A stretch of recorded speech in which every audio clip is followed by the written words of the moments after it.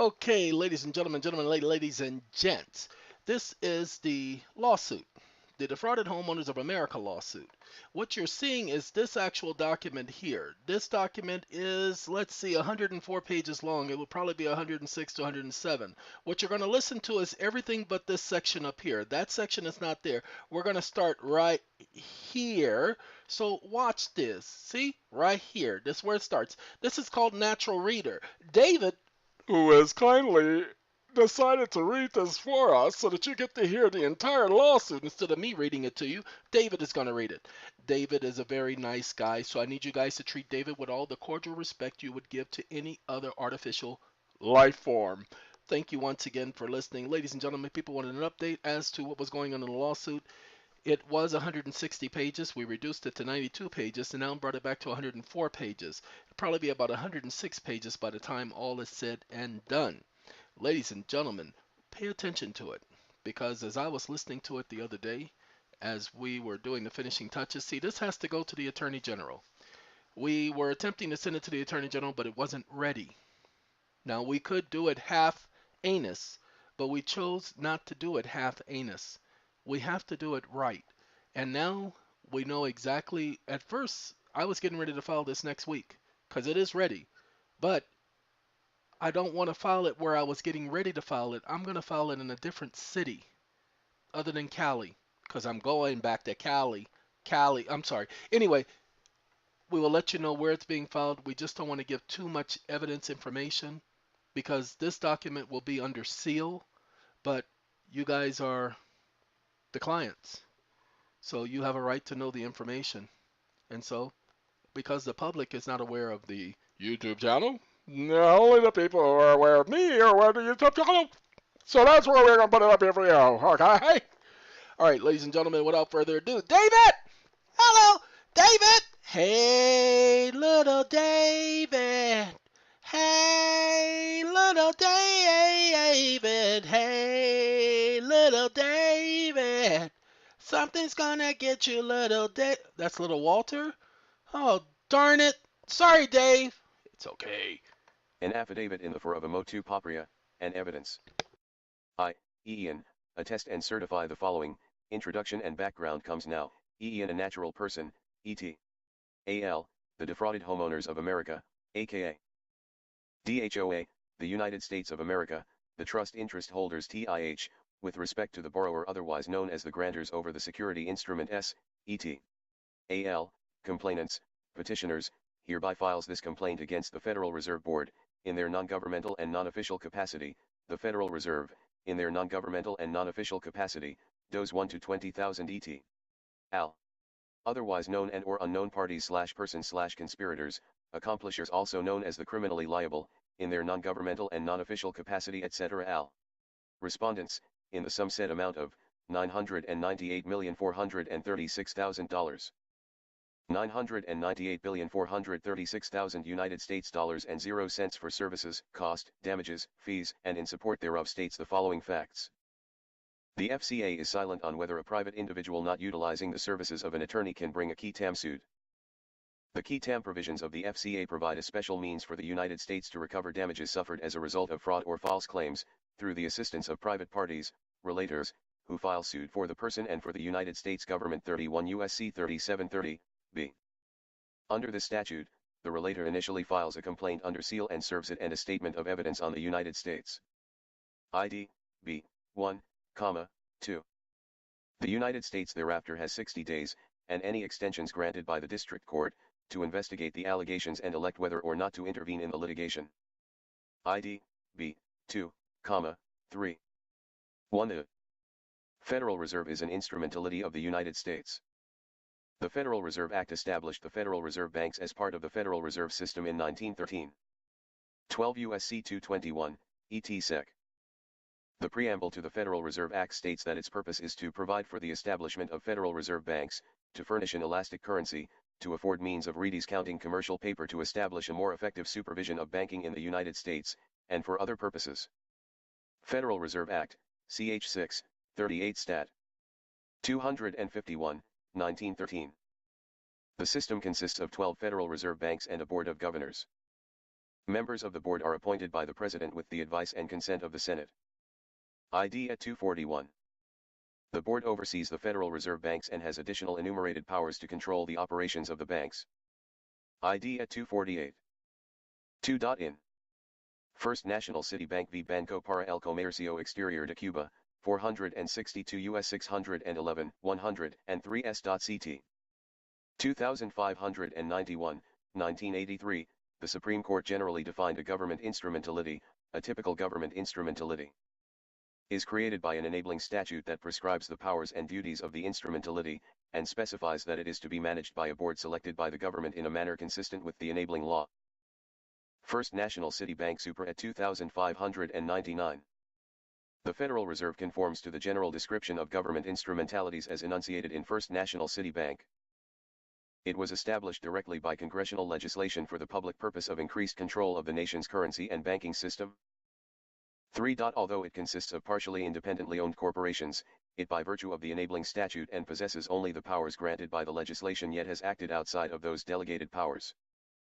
Moreover, the individual banks are supervised by an entity that bears the hallmarks of a federal agency, in that the Board of Governors is subject to more direct political control via the presidential appointment and Senate confirmation of its members. 4. Consequently, it is unsurprising that the Eighth Circuit has unequivocally held, in light of the important governmental functions performed by the Federal Reserve banks and the United States Supreme Court's willingness to hold that financial institutions performing even fewer governmental functions are federal instrumentalities, we hold that the Federal Reserve banks are instrumentalities of the federal government. 5. Federal Reserve Bank of St. Louis v. Metro Center Imp. DIST. Number 1, City of Little Rock, 657 F.2 D 183, 186, 8th CIR. 1981, emphasis added, also noting that the holding is consistent with other circuits that have faced this question. 6. Question. Is the Federal Reserve protected by sovereign immunity? The answer is no. As the Fed is a private corporation who enjoys no sovereign immunity, which means it can be sued, especially in its non-governmental capacity like, e.g., the FOIA, and False Claims Act and the 14th Amendment Section 4, Insurrection and Rebellion Clause, and we utilize these provisions throughout the suit on behalf of the United States of America and the American defrauded peoples. 7. The Federal Reserve is said to enjoy the status of a non-appropriated fund instrumentality, NAFI, that receives no funding through congressional appropriations. Albrecht v. Committee on Employee Benefits of Federal Reserve Employee Benefits, 357 F.3 D 62, 67, DC App. 2004, Texas State Bank v. United States, 60 Fed. CL 815, 818, 2004. See also United States v. Hopkins, 427 U.S. 123, 125 N.2, 96 S.ct.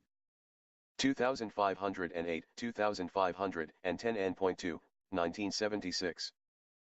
8. The Supreme Court has expressly held that a NAFI, as an instrumentality of the United States government, enjoys no sovereign immunity, establishing that where NAFIs are arms of the government they cannot partake of whatever immunities it may have under the Constitution and federal statutes, when acting in a private capacity, as is the case here. Standard Oil Co. of California v. Johnson, 316 U.S. 481, 485, 62 S.ct. 1168, 1170, 1942. 9. It is unconstitutional as well as unlawful for the U.S. Department of Justice represents the Federal Reserve Board of Governors in civil litigation while they, the FED, are engaged in commercial business activities, as such engagement is evidence and proof of waiver as it demonstrates willful and deliberate abandonment of sovereign immunity. See, e.g., Clairfield Doctrine, TCF National Bank v. Bernanke, 643 F.3 D 1158, 8th CIR. 2011, McKinley v. Board of Governors of the Federal Reserve System, 647 F.3 D 331, DCCIR. 2011, Fox News Network, LLC v. Board of Governors of the Federal Reserve System, 601 F.3 D 158, 2 DCIR. 2010. 10. Our complaint has provided the defendant with fair notice of the claim and its basis. Tamayo v. Blagojevic, 526 F.3 D 1074, 1081, 7th CIR. 2008, quoting Fed. R. Civ. P. 8, A, 2, and Twombly 550 U.S. at 555. 11. When ruling on a motion to dismiss under Fed. R.Civ. PR 12, B. 6. The court accepts all well-pleaded factual allegations as true and construes all reasonable inferences in favor of the plaintiff. Supra Ed 1081, 2008. 3. Jurisdiction. Jurisdiction is proper as each of the associated mortgages, i.e. 20 million, were all foreclosed on through local state government, which attaches the nexus for state jurisdiction. Each of the mortgages, properties, homes are located on properties within the state which also lend to state constitutional retention of jurisdictional rights. The Federal Reserve, the Federal Reserve Board, and the National Association of Banks, DBA financial institutions, clearinghouse corporations are situated within the state either through indirect or direct association, which also lends to proving subject matter jurisdiction existing in this instance. The defendants either are housed/domiciled/affiliated/landed/associated/doing business within this court's and state's jurisdiction. Since all mortgages are established within the borders of the states, and since the states licenses the financial institutions, aka the Federal Reserve, its board, and National Association member banks local jurisdiction attaches. If all property in the United States is owned by the United States government, and this would include all mortgages and all other properties of the people of the nation, how is it possible for the Federal Reserve and the Federal Reserve Board to claim ownership of any property in the United States? Note the following. A. Senate Document Number 43, 73rd Congress, First Session, which states, the ownership of all property is in the state, individual so-called ownership is only by virtue of the government, i.e., law, amounting to mere user, and use must be in accordance with law and subordinate to the necessities of the state. B. Congressional Record, March 9, 1933 on H.R. 1491 p. 83. Under the new law the money is issued to the banks, and not to the people, in return for government obligations, bills of exchange, drafts, notes, trade acceptances, and bankers' acceptances. The money will be worth 100 cents on the dollar, because it is backed by the credit of the nation. It will represent a mortgage on all the homes, and other property of all the people of the nation. This could only equate to the fact that the Federal Reserve, the Federal Reserve Board and their National Association institutions have been making false claims against the property of all the people of the nation, and the nation itself, placing falsified, misleading, erroneous, and frivolous documents on the public record in violation of both state and national statutes, and is incorporated with all the other claims associated within this presentation and other presentments associated, directly and/or indirectly. 4. The parties, EEON, ET, AL, the defrauded homeowners of America, aka DHOA, the United States of America, the borrower, the mortgager, the trust interest holder, TIH, respects the borrower otherwise known as the grantor over the security instrument, and the people of the land United States of America, the complainants, ET. Al. 1. Verse. Parties/defendants/liable parties/respondents, respondents the Federal Reserve Board, the Federal Reserve, DOS 1 to 20,000 ET Al. Otherwise known as the criminally liable, etc. Al. V. Background and statement of claims.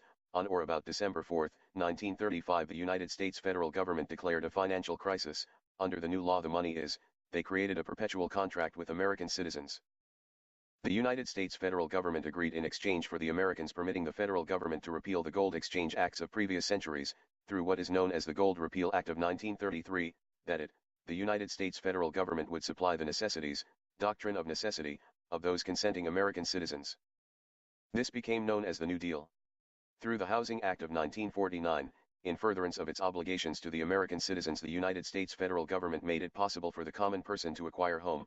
This became known as the Single Family Guaranteed Program. This program made it possible for the working class Joe who worked a blue-collar job to be able to acquire a home.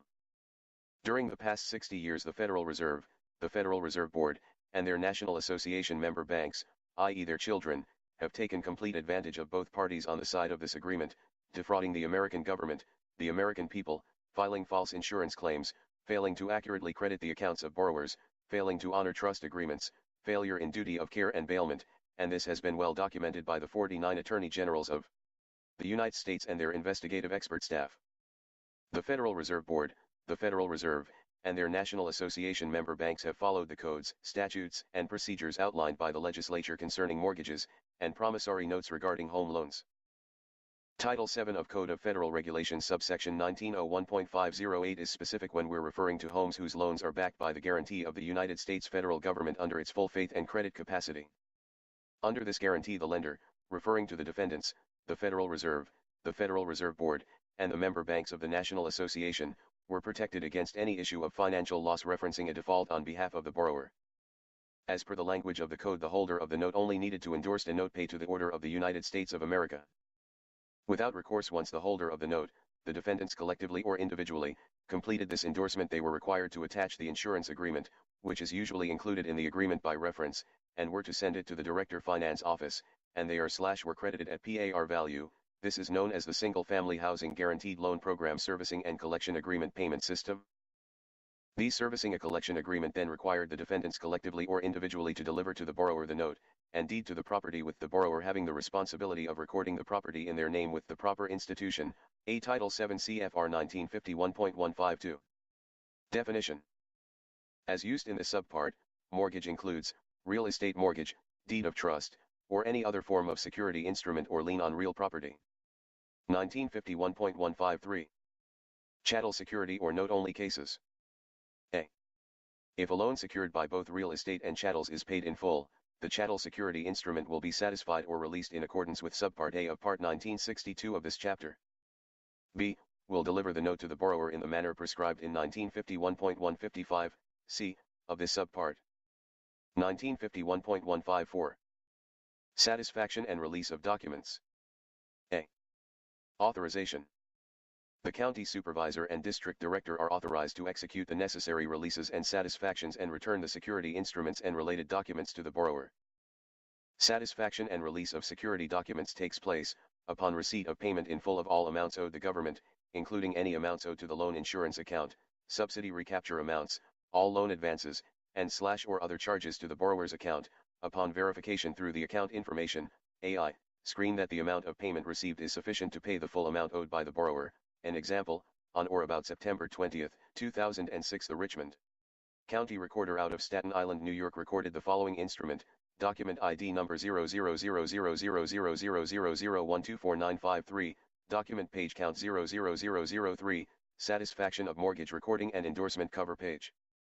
This item dealt with the property owned by R&V Nevels, property located at Brighton Ave, Staten Island, New York, 0000.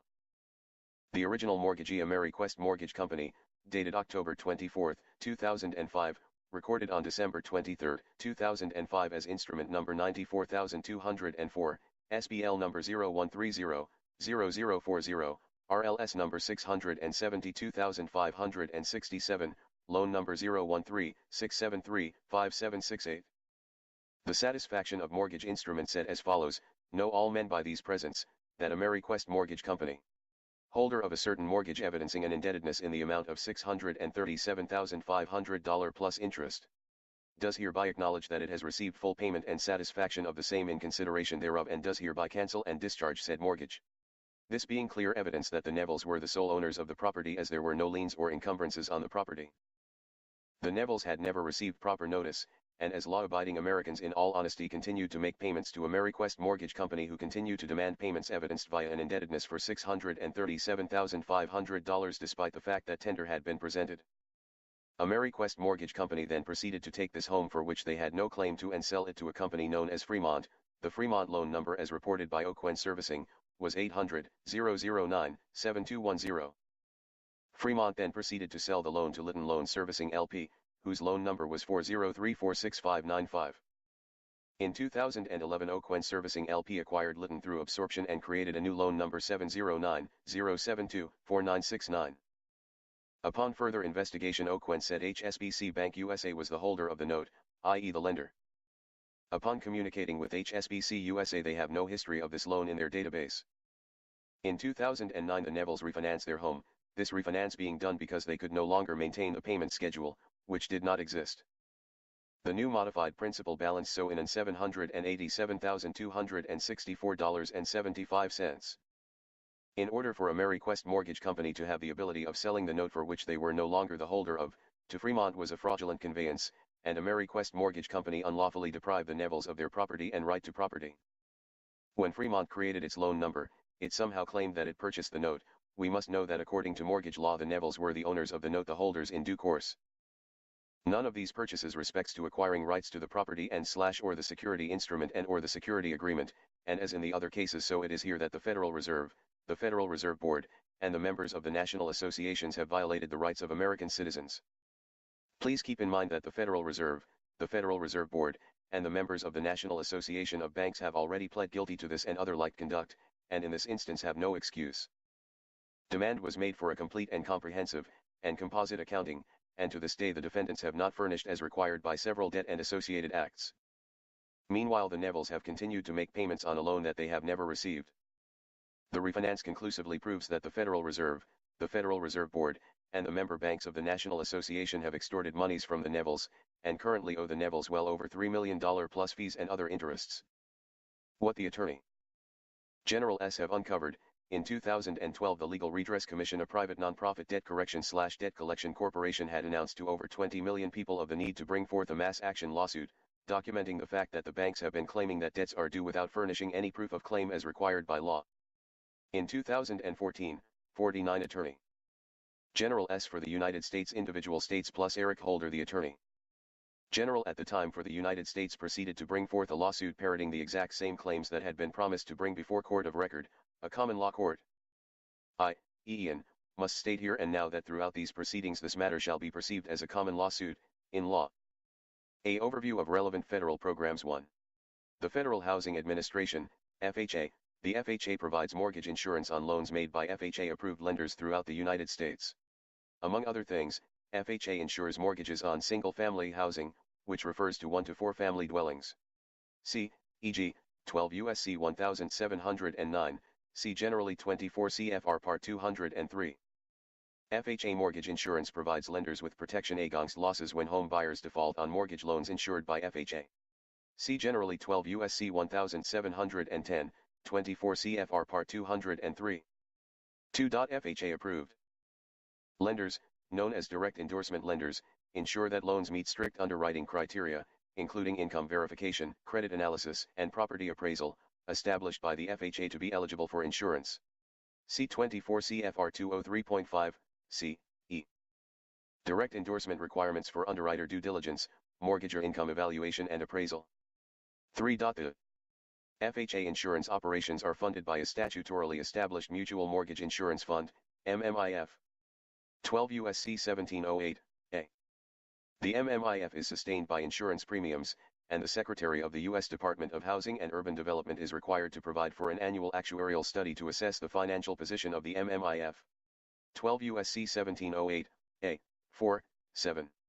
4. The FHA insurance program, by reducing the risk borne by approved lenders, is designed to stimulate lending to credit-worthy borrowers, thereby increasing homeownership and aiding local communities in the form of community development, increased tax bases, and related benefits. 5. The Department of Agriculture's Rural Housing Service Rural Housing Guarantee Program, RHS. The RHS program provides mortgage insurance guarantees for loans made to qualified borrowers for housing in rural communities. See 7 CFR 1980.345.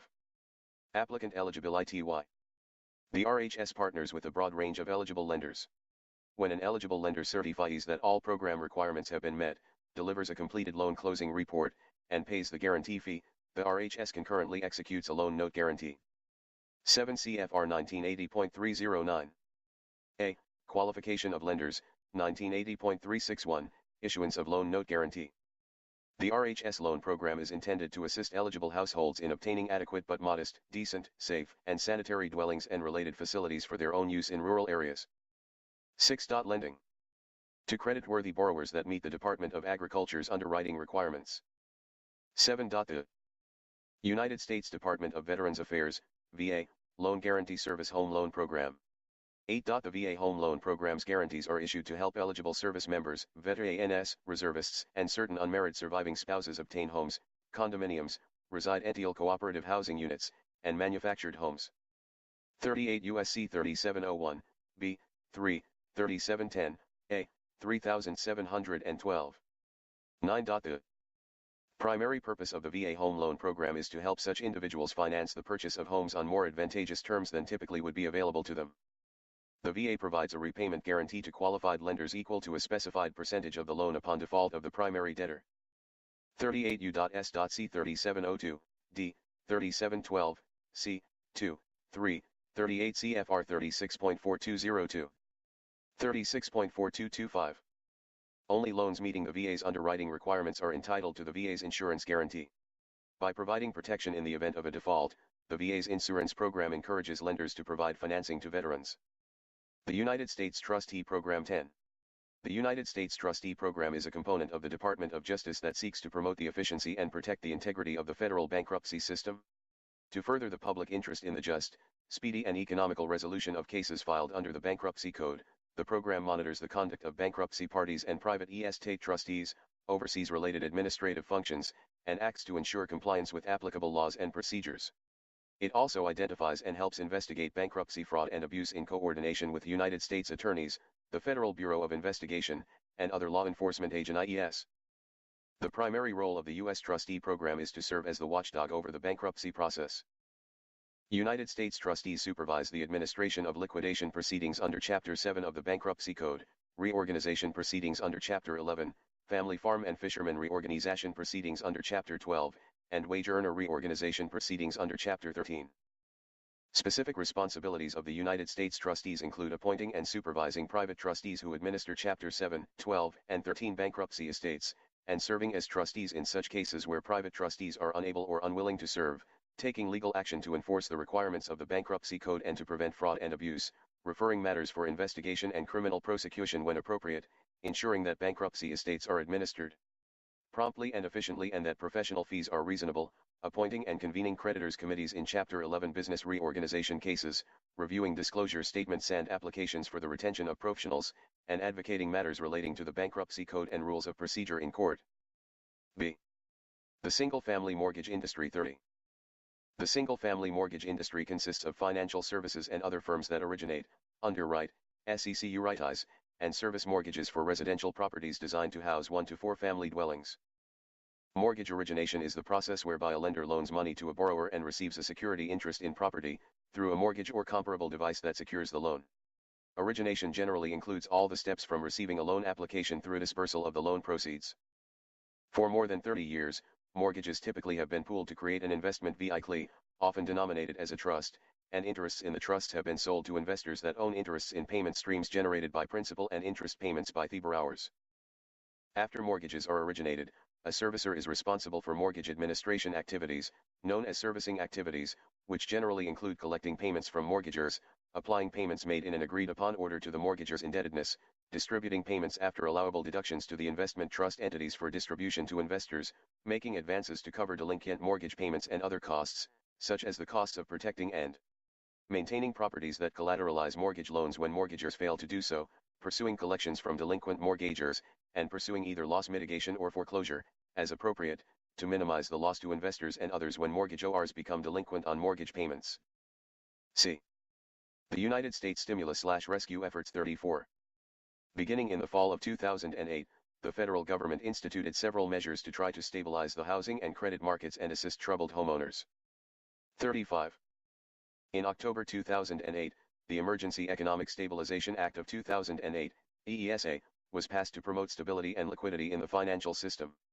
Among other things, EESA authorized the Secretary of the Treasury to establish the Troubled Asset Relief Program, TARP. TARP-FU and DS were used, in part, to promote various mortgage loan modification programs. 36. The Making Home Affordable, MHA, program. In March 2009, the United States launched the MHA program. The MHA program included the Home Affordable Modification Program, HAMP, a Treasury program that uses TARP funds to provide incentives for mortgage servicers to modify eligible first lien mortgages. 37.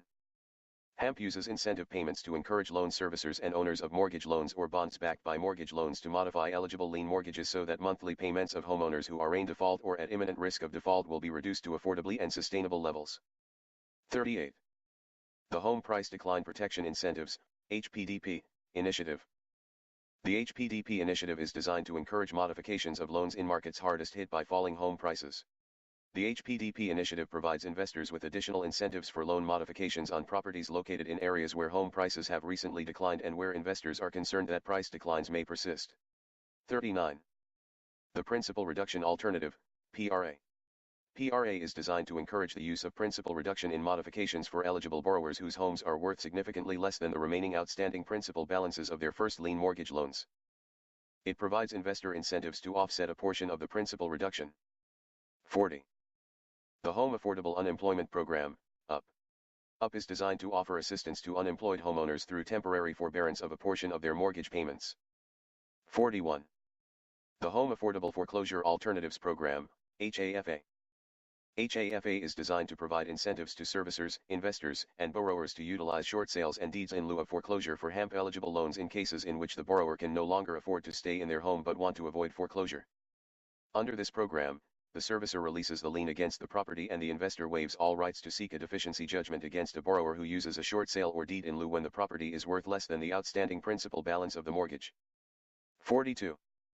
The Second Lien Modification Program, 2MP. 2MP is designed to modify second lien mortgages when a corresponding first lien is modified under HAMP. 43. The FHA HAMP Program. The FHA HAMP program is designed to provide compensation to the holders and servicers of FHA-insured mortgages that are modified under FHA HAMP, to reduce payments to more affordable levels. 44. The Treasury/FHA Second Lien Program, FHA-2LP. FHA-2LP is designed to facilitate refinancing under the FHA Short Refinance Program by reducing second liens. Treasury provides incentives to participating servicers and investors who agree to partial or full extinguishment of second liens associated with an FHA refinance. 45. The FHA Refinance for Borrowers with Negative Equity, FHA Short Refinance, Program. This program is partially supported by TARP funds and allows servicers and investors who write down a borrower's principal balance on a non-FHA insured, existing, underwater, first lien mortgage loan in connection with a refinancing to obtain FHA insurance on the newly refinanced mortgage. Treasury has provided a TARP-funded letter of credit for up to $8 billion in loss coverage on these newly refinanced FHA loans. 46. Housing Finance Agency Hardest Hit Fund, HHF. HHF is a HARP-funded program designed to fund foreclosure prevention programs run by state housing finance agencies in states hit hardest by the decrease in home prices and in states with high unemployment rates. 18 states and Washington, D.C. have received approval for aid through this program. Factual allegations: A. The bank servicing misconduct. 47. Each of the bank services home mortgage loans secured by residential properties owned by individual citizens of the plaintiff states, and of the United States. 48. Each bank is engaged in trade or commerce in each of the plaintiff states and is subject to the consumer protection laws of the states in the conduct of their debt collection, loss mitigation, and foreclosure activities. The consumer protection laws of the plaintiff states include laws prohibiting unfair or deceptive practices. The bank's unfair, deceptive, and unlawful servicing processes. 49. Under the state's consumer protection laws, the banks are prohibited from engaging in unfair or deceptive practices with respect to consumers. 50. In the course of their conduct, management, and oversight of loan servicing in the plaintiff states, the banks have engaged in a pattern of unfair and deceptive practices. 51.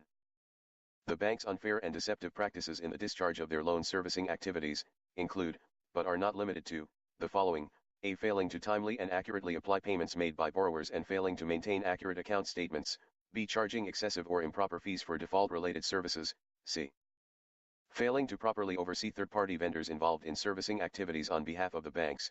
D. Imposing force-placed insurance without properly notifying the borrowers and when borrowers already had adequate coverage. E. Providing borrowers false or misleading information in response to borrower complaints. And F. Failing to maintain appropriate staffing, training, and quality control systems. 2. The bank's unfair, deceptive, and unlawful loan modification and loss mitigation processes. 52. Under the state's consumer protection laws, the banks are prohibited from engaging in unfair or deceptive practices with respect to consumers. 53. Pursuant to HUD regulations and FHA guidance, FHA-approved mortgage lenders and their servicers are required to engage in loss mitigation efforts to avoid the foreclosure of HUD-insured single-family residential mortgages. E.g., 24 CFR 203.500 ETSEQ, Mortgagee Letter 2008-07, Treble Damages for Failure to Engage in Loss Mitigation, Sept. 26, 2008, Mortgagee Letter 1996-25, Existing Alternatives to Foreclosure Loss Mitigation, May 8, 1996. Thus, when acting as a servicer, the banks were required to refrain from foreclosing on any FHA-insured mortgage where a default could be addressed by modifying the terms of the mortgage or other less costly alternatives to foreclosure were available. 54. Under the Treasury's various rescue and stimulus programs, the banks received monetary incentives from the federal government in exchange for the commitment to make efforts to modify defaulting borrowers' single-family residential mortgages. C. E.g., Making Home Affordable Handbook v.1.0, ch. 13, Incentive Compensation, August 19, 2010. Under the programs, the banks agreed to fulfill requirements set forth in program guidelines and servicer participation agreement. 55. Each of the banks regularly conducts or manages loan modifications on behalf of the entities that hold the loans and mortgages and that hired the banks as servicers. 56. In the course of their servicing and oversight of mortgage loans, the banks violated federal laws, program requirements, and contractual requirements governing loss mitigation. 57. In the course of their conduct, management, and oversight of loan modifications in the plaintiff states, the banks have engaged in a pattern of unfair and deceptive practices. 58. The bank's failure to discharge their required loan modification obligations, and related unfair and deceptive practices, include, but are not limited to, the following: A. Failing to perform proper loan modification underwriting, B. Failing to gather or losing loan modification application documentation and other paperwork, C. Failing to provide adequate staffing to implement programs, D. Failing to adequately train staff responsible for loan modifications, E. Failing to establish adequate processes for loan modifications, F. Allowing borrowers to stay in trial modifications for excessive time periods, G. Wrongfully denying modification applications, H. Failing to respond to borrower inquiries, I. Providing false or misleading information to consumers while referring loans to foreclosure during the loan modification application process, J. Providing false or misleading information to consumers while initiating foreclosures where the borrower was in good faith actively pursuing a loss mitigation alternative offered by the bank, K. Providing false or misleading information to consumers while scheduling and conducting foreclosure sales during the loan application process and during trial loan modification periods, L. Misrepresenting to borrowers that loss mitigation programs would provide relief from the initiation of foreclosure or further foreclosure efforts. M. Failing to provide accurate and timely information to borrowers who are in need of, and eligible for, loss mitigation services, including loan modifications, and falsely advising borrowers that they must be at least 60 days delinquent in loan payments to qualify for a loan modification. O. Miscalculating borrowers' eligibility for loan modification programs and improperly denying loan modification relief to eligible borrowers. P. Misleading borrowers by representing that loan modification applications will be handled promptly when banks regularly fail to act on loan modifications in a timely manner. Q. Failing to properly process borrowers' applications for loan modifications, including failing to account for documents submitted by borrowers and failing to respond to borrowers' reasonable requests for information and assistance, are failing to assign adequate staff resources with sufficient training to handle the demand from distressed borrowers, and S. Misleading borrowers by providing false or deceptive reasons for denial of loan modifications. 3. Wrongful conduct related to foreclosures. 59. Under the state's consumer protection laws, the banks are prohibited from engaging in unfair or deceptive practices with respect to consumers. 60. FHA regulations and guidance and HAMP and other MHA servicer participation agreements establish requirements to be followed in the foreclosure of single-family residential mortgages that are FHA insured, or where the servicer conducting the foreclosure is an MHA participant. 61. Each of the banks regularly conducts or manages foreclosures on behalf of entities that hold mortgage loans and have contracted with the bank to service such loans. 62. In the course of their conduct, management, and oversight of foreclosures, the banks violated FHA and MHA foreclosure requirements. 63. In the course of their conduct, management, and oversight of foreclosures in the plaintiff states, the banks have engaged in a pattern of unfair and deceptive practices. 64. The bank's failure to follow appropriate foreclosure procedures, and related unfair and deceptive practices include, but are not limited to, the following: A. Failing to properly identify the foreclosing party, B. Charging improper fees related to foreclosures, C. Preparing, executing, notarizing, or presenting false and misleading documents, filing false and misleading documents with courts and government agencies, or otherwise using false or misleading documents as part of the foreclosure process, including, but not limited to, affidavits, declarations, certifications, substitutions of trustees, and assignments. D. Preparing, executing, or filing affidavits in foreclosure proceedings without personal knowledge of the assertions in the affidavits and without review of any information or documentation to verify the assertions in such affidavits. This practice of repeated false attestation of information in affidavits is popularly known as robo-signing. Where third parties engaged in robo-signing on behalf of the banks, they did so with the knowledge and approval of the banks, e. Executing and filing affidavits in foreclosure proceedings that were not properly notarized in accordance with applicable state law, f. Misrepresenting the identity, office, or legal status of the affiant executing foreclosure-related documents, g. Inappropriately charging servicing, document creation, recordation and other costs and expenses related to foreclosures. Nh. Inappropriately dual tracking foreclosure and loan modification activities, and failing to communicate with borrowers with respect to foreclosure activities. B. The bank's origination misconduct 1. Unfair and deceptive origination practices 65. Under the state's consumer protection laws, the banks are prohibited from engaging in unfair or deceptive practices with respect to consumers. 66. Each of the banks regularly originates mortgage loans. 67. In the course of their origination of mortgage loans in the plaintiff states, the banks have engaged in a pattern of unfair and deceptive practices. Among other consequences, these practices caused borrowers in the plaintiff states to enter into unaffordable mortgage loans that led to increased foreclosures in the states. 2. The Direct Endorsement Program 68. The FHA's Direct Endorsement Program is a vital part of its single-family insured mortgage program. Under the Direct Endorsement Program, the FHA does not review or approve borrower loan applications. Rather, the FHA approves lenders, called direct endorsement lenders, DELenders, which have the responsibility and obligation for underwriting the loan and determining whether a proposed mortgage is eligible for FHA insurance according to FHA rules and requirements. Unconditional DELenders employ direct endorsement underwriters, who are authorized to perform the underwriting of mortgage loans to be insured by the FHA. The DELenders give the FHA full information and documentation about an underwritten loan only after the mortgage has closed, and both the underwriter and DELender certify compliance with FHA requirements in submitting the loan for mortgage insurance. Although the FHA conducts regular desk reviews and brings enforcement actions, the FHA does not, and given its resources cannot, review the details of every loan.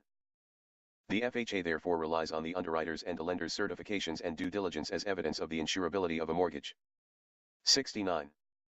DELenders are responsible for all aspects of the mortgage application, the property analysis, and loan underwriting.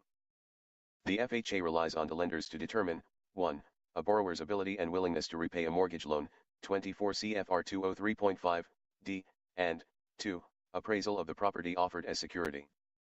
24 CFR 203.5, e, 3. 70. Careful compliance by DELenders with all FHA requirements is important in part because if a borrower defaults on an FHA-insured mortgage, the holder of the mortgage can submit a claim to the FHA for any loss associated with the defaulted mortgage. 71. FHA regulations provide that each DELender owes the FHA the duty to exercise the same level of care which it would exercise in obtaining and verifying information for a loan in which the mortgagee would be entirely dependent on the property as security to protect its investment. 24 CFR 203.5, c. DELenders also owe the FHA a common law duty of due diligence. C 48 Fed. Reg. 11928, 11932, March 22, 1983. In addition, a fiduciary relationship exists between DELenders and the FHA. DELenders have a duty to the FHA to act with the utmost good faith, candor, honesty, integrity, fairness, undivided loyalty, and fidelity, and to refrain from taking advantage of the FHA by misrepresentation or lack of disclosure. DELenders are required to exercise sound judgment, prudence, and due diligence on behalf of the FHA in endorsing mortgages for FHA insurance. 72. DELenders are required to be familiar with, and to comply with, the current versions of governing FHA handbooks and mortgagee letters, including HUD Handbook 4155.1, Mortgage Credit Analysis for Mortgage Insurance on 1 to 4 Unit Mortgage Loans, HUD Handbook 4155.2, Lender's Guide to the Single-Family Mortgage Insurance Process, and HUD Handbook 4150.2, Valuation Analysis for Single-Family 1 to 4 Unit Dwellings.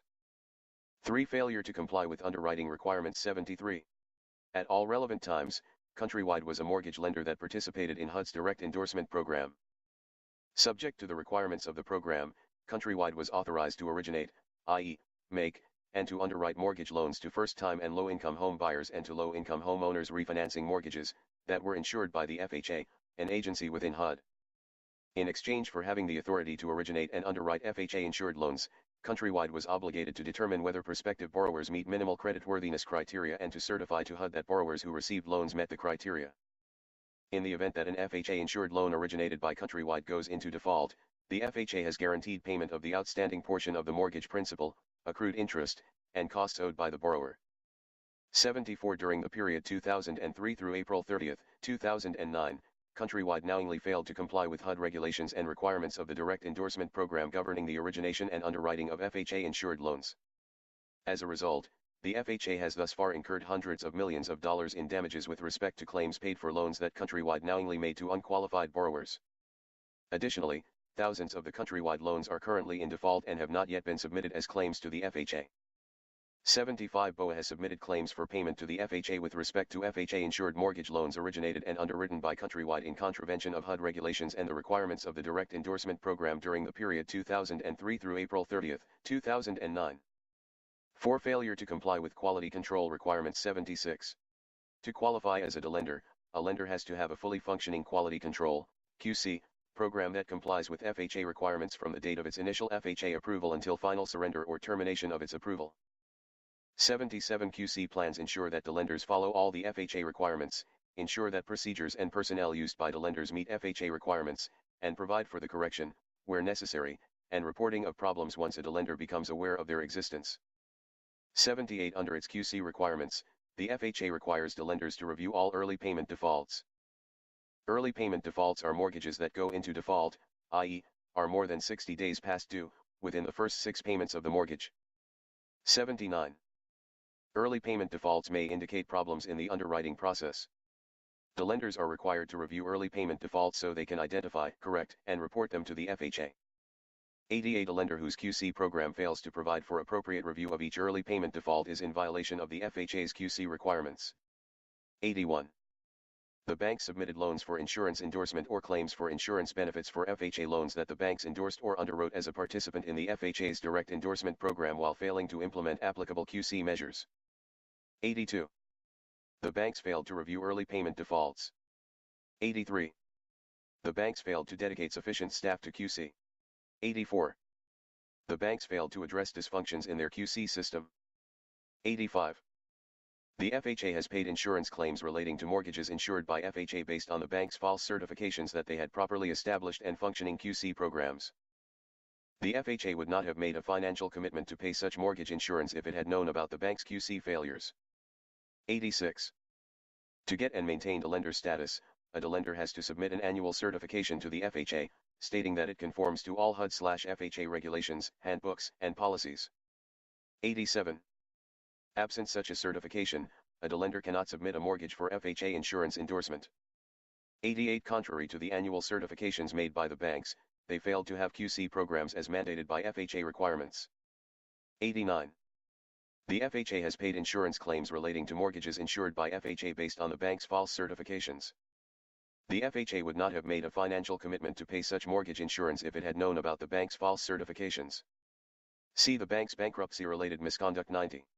In the ordinary course of their businesses, the banks regularly appear as creditors, or on behalf of creditors, in bankruptcy cases, including bankruptcy cases commenced in this district and over which this court has original jurisdiction under 28 U.S.C. 1334, seeking the payment of money from bankruptcy estates and/or prosecuting motion seeking relief from the automatic stay to foreclose on consumer mortgages. 91. The banks have bankruptcy procedures that are utilized or relied upon by the banks and their attorneys, contractors, and other agents when the banks file documents, including proofs of claim and motion seeking relief from the automatic stay in bankruptcy cases. Use of these bankruptcy procedures has resulted in an insufficient level of oversight and safeguards regarding pleadings and documents filed by the banks or their agents in bankruptcy cases and their conduct during the bankruptcy cases. 92. Use of these bankruptcy procedures has resulted in the filing of signed pleadings and documents in bankruptcy cases as to which the signatory has not conducted a reasonable inquiry into the factual contentions or allegations, as required by applicable law, including Fed. R. Civ. P. 11 and Fed. R. Bankr. P. 9011. 93. Use of these bankruptcy procedures has also resulted in a failure to exercise adequate supervision over the bank's attorneys, contractors, and other agents in bankruptcy proceedings. 94. As a result of the use of inadequate bankruptcy procedures, the conduct of the banks or their agents has resulted in, among other things, some or all of the following: a. Making representations that were inaccurate, misleading, false, or for which the banks, at the time, did not have a reasonable basis to make, including without limitation representations contained in proofs of claim under 11 U.S.C. 501, motions for relief from the automatic stay under 11 U.S.C. 362, or other documents. B.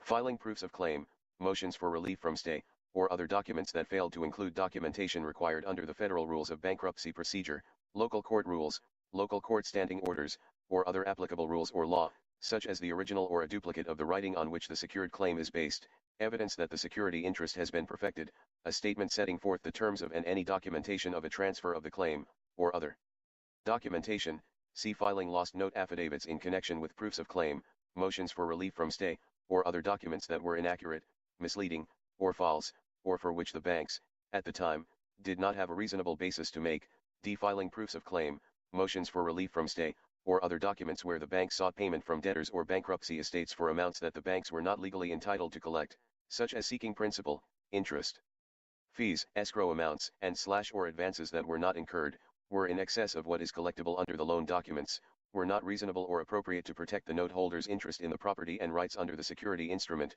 or were inconsistent with an approved loan modification, e. Filing proofs of claim or motions for relief from stay without required itemizations for principal, interest, fees, escrow amounts, and or advances, f. Filing proofs of claim, motions for relief from stay, or other documents that inaccurately represented or failed to document ownership of the claim or right to seek relief, g. Commencing collection activities against the debtor or the debtor's property without court authorization, or in violation of the terms of a confirmed Chapter 13 plan, the discharge injunction under 11 U.S.C. 524, or the automatic stay under 11 U.S.C. 362, h. Filing proofs of claim, motions for relief from stay, or other documents or otherwise commencing collection activities seeking to recover amounts on debts that have been paid or satisfied, including through a refinance of the debt, or a sale or short sale of the collateral, collecting, or attempting to collect, attorney's fees and other charges for the preparation and filing of proofs of claim, motions for relief from stay, or other documents, that the banks ultimately withdrew or that a court denied, j. Failing to promptly and accurately apply payments resulting in inaccurate loan accounting and wrongful or inaccurate allegations of loan defaults, k. Filing proofs of claim, motions for relief from stay, or other documents that inaccurately or falsely represented they were signed by a person with direct knowledge of the matters alleged in the filing, l. Filing affidavits or other documents requiring notarization where the banks inaccurately or falsely represented that the documents were validly notarized, m. Failing to provide required notices to the debtor, trustee, or the court regarding payment changes resulting from a change in interest rate and or escrow charges, and failing to provide notice to the debtor, trustee, or court regarding fees, charges, and expenses assessed or incurred after the petition date, or failing to promptly provide a reconciliation of payments received with respect to the debtor's obligations in the case or failing to appropriately update the bank's systems of record, including upon dismissal or closure of a bankruptcy case. 95. The banks implemented and relied upon inadequate bankruptcy procedures despite having actual or constructive notice that such procedures could, and did, lead to the errors described above.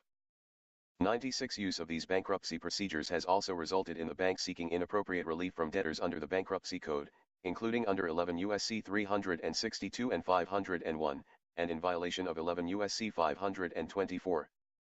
D. Violation of Service Members Civil Relief Act, SCRA, 50 U.S.C. App. 501-597b.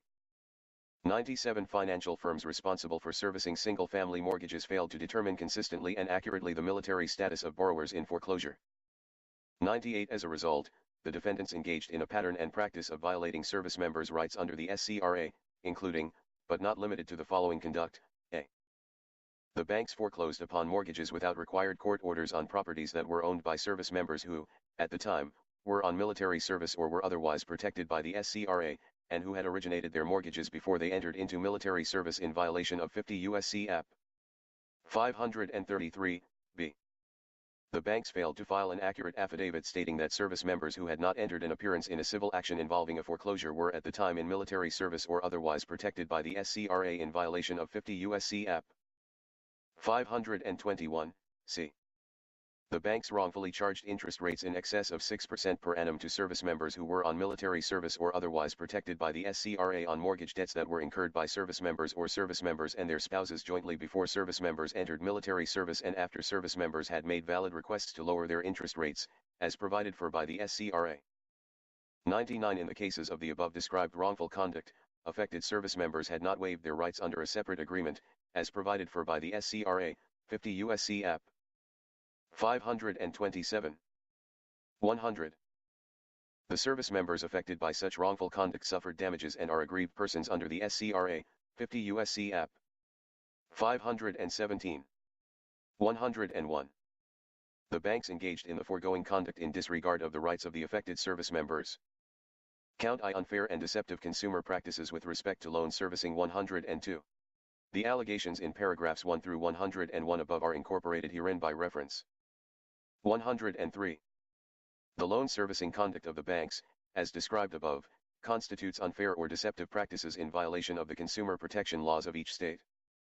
104. The bank's unlawful conduct has resulted in injury to the states and citizens of the states who have had home loans serviced by the banks. The harm sustained by such citizens includes payment of improper fees and charges, unreasonable delays and expenses to obtain loss mitigation relief, improper denial of loss mitigation relief, and loss of homes due to improper, unlawful, or undocumented foreclosures.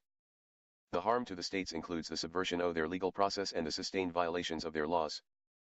The states have had to incur substantial expenses in the investigations and attempts to obtain remedies for the bank's unlawful conduct. Count 2 Unfair and deceptive consumer practices with respect to foreclosure processing 105. The allegations in paragraphs 1 through 101 above are incorporated herein by reference. 106. The foreclosure processing conduct of the banks, as described above, constitutes unfair or deceptive practices in violation of the consumer protection laws of each state. 107. The bank's unlawful conduct has resulted in injury to the states and citizens of the states who have had home loans serviced by the banks. The harm sustained by such citizens includes payment of improper fees and charges, unreasonable delays and expenses to obtain loss mitigation relief, improper denial of loss mitigation relief, and loss of homes due to improper, unlawful, or undocumented foreclosures. The harm to the states includes the subversion of their legal process and the sustained violations of their laws. The states have had to incur substantial expenses in the investigations and attempts to obtain remedies for the bank's unlawful conduct. Count 3 Unfair and deceptive consumer practices with respect to loan origination 108. The allegations in paragraphs 1 through 101 above are incorporated herein by reference. 109. The loan origination conduct of the banks, as described above, constitutes unfair or deceptive practices in violation of the consumer protection laws of each state. 110. The bank's unlawful conduct has resulted in injury to the states and citizens of the states who have had home loans serviced by the banks. The harm sustained by such citizens includes payment of improper fees and charges, unreasonably high mortgage payments, unaffordable mortgages, and loss of homes. The harm to the states includes the subversion of their legal processes and the sustained violations of their laws. The states have had to incur substantial expenses in the investigations and attempts to obtain remedies for the bank's unlawful conduct.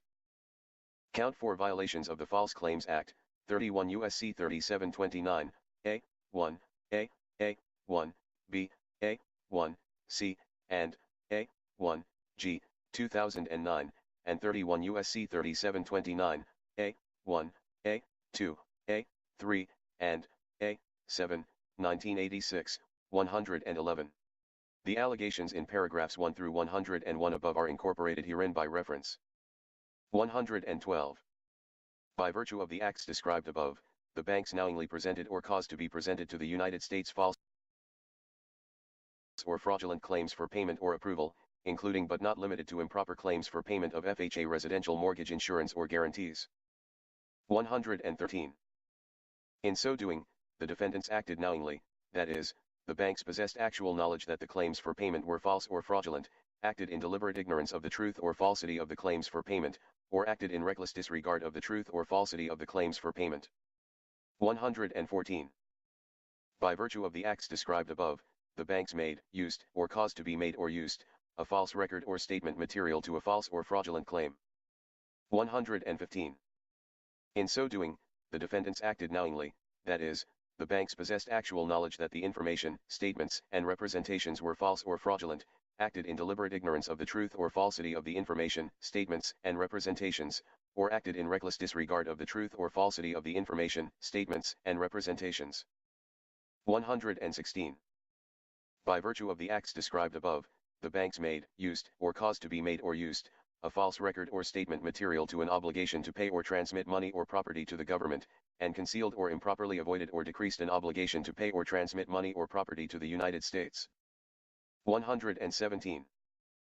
In so doing, the defendants acted knowingly, that is, the banks possessed actual knowledge that the information, statements, and representations were false or fraudulent, acted in deliberate ignorance of the truth or falsity of the information, statements, and representations, or acted in reckless disregard of the truth or falsity of the information, statements, and representations. 118. By virtue of the acts described above, the banks conspired with one or more persons, to present or cause to be presented to the United States false or fraudulent claims for payment or approval, to make, use, or cause to be made or used, a false record or statement material to a false or fraudulent claim, and, to make, use, or cause to be made or used, a false record or statement material to an obligation to pay or transmit money or property to the government, or to conceal or improperly avoid, or decrease an obligation to pay or transmit money or property to the United States. Count V. Violation of the Financial Institutions Reform, Recovery, and Enforcement Act of 1989, 12 U.S.C. 1833a, FURIA, 119. The allegations in paragraphs 1 through 101 above are incorporated herein by reference. 120. The banks knowingly made or presented false and fictitious claims to departments of the United States. 121. The claims were material to decisions of the United States. 122. In connection with matters within the jurisdiction of the United States, the banks knowingly and willfully engaged in conduct that, a. falsified, concealed, or covered up by artifices, schemes or devices, material facts, b. made statements and representations that violate 18 U.S.C. 1001, a. and c. made and used false writings or documents knowing the same to contain materially false and fictitious statements and entries. 123. The bank schemes affected federally insured financial institutions. Count 6. Violation of the Service Members Civil Relief Act, 50 U.S.C. App. 501, ETSEQ. 124. The allegations in paragraphs 1 through 101 above are incorporated herein by reference. 125. The financial firms engaged in the wrongful conduct described herein violated the protections afforded service members by the SCRA and 50 U.S.C. App. 521, 527 and 533 and constituted a pattern or practice of violation. 126. The service members affected by such wrongful conduct suffered damages and are aggrieved persons under the SCRA. 127. The financial firms engaged in the wrongful conduct described herein acted intentionally, willfully, and/or in disregard of the rights of the affected service members. Count 7. Declaratory judgment under 28 U.S.C. 2201 and 2202 regarding the bank's bankruptcy misconduct. 128. The allegations in paragraphs 1 through 101 above are incorporated herein by reference. 129. The banks implemented and relied on inadequate bankruptcy procedures and thereby have prejudiced debtors, creditors, including the United States, and the courts in bankruptcy cases, have caused increased errors, delays, and costs of administration in bankruptcy cases, and constitute a continuing abuse of the bankruptcy process. 130. The banks implemented and relied on inadequate bankruptcy procedures and thereby have violated the standards of conduct required of creditors by applicable law, including the Bankruptcy Code and the Federal Rules of Bankruptcy Procedure, or have caused violations of such law. 131. The banks implemented and relied upon inadequate bankruptcy procedures that abused the bankruptcy process. 132. The bank's unlawful conduct has resulted in injury to the United States and to debtors in bankruptcy who have had their home loans serviced by the banks. The harm sustained by such debtors includes payment of improper fees and charges, unreasonable delays and expenses in their bankruptcy cases, and loss of homes due to improper, unlawful, or undocumented foreclosures. The harm sustained by the United States includes reduced and delayed recoveries to the United States in its capacity as a creditor in bankruptcy cases. Such conduct has also caused the United States to assume increased administrative duties in monitoring bankruptcy cases, and to incur expenses in the investigations and litigation of the bank's unlawful conduct. Count 8. Damages under common law related to the bank's bankruptcy misconduct. 133. The allegations in paragraphs 1 through 101 above are incorporated herein by reference. 134. The banks implemented and relied on inadequate bankruptcy procedures and thereby has prejudiced debtors, creditors, including the United States, and the courts in bankruptcy cases, has led to increased errors, delays, and costs of administration in bankruptcy cases, and constitutes a continuing abuse of the bankruptcy process. 135.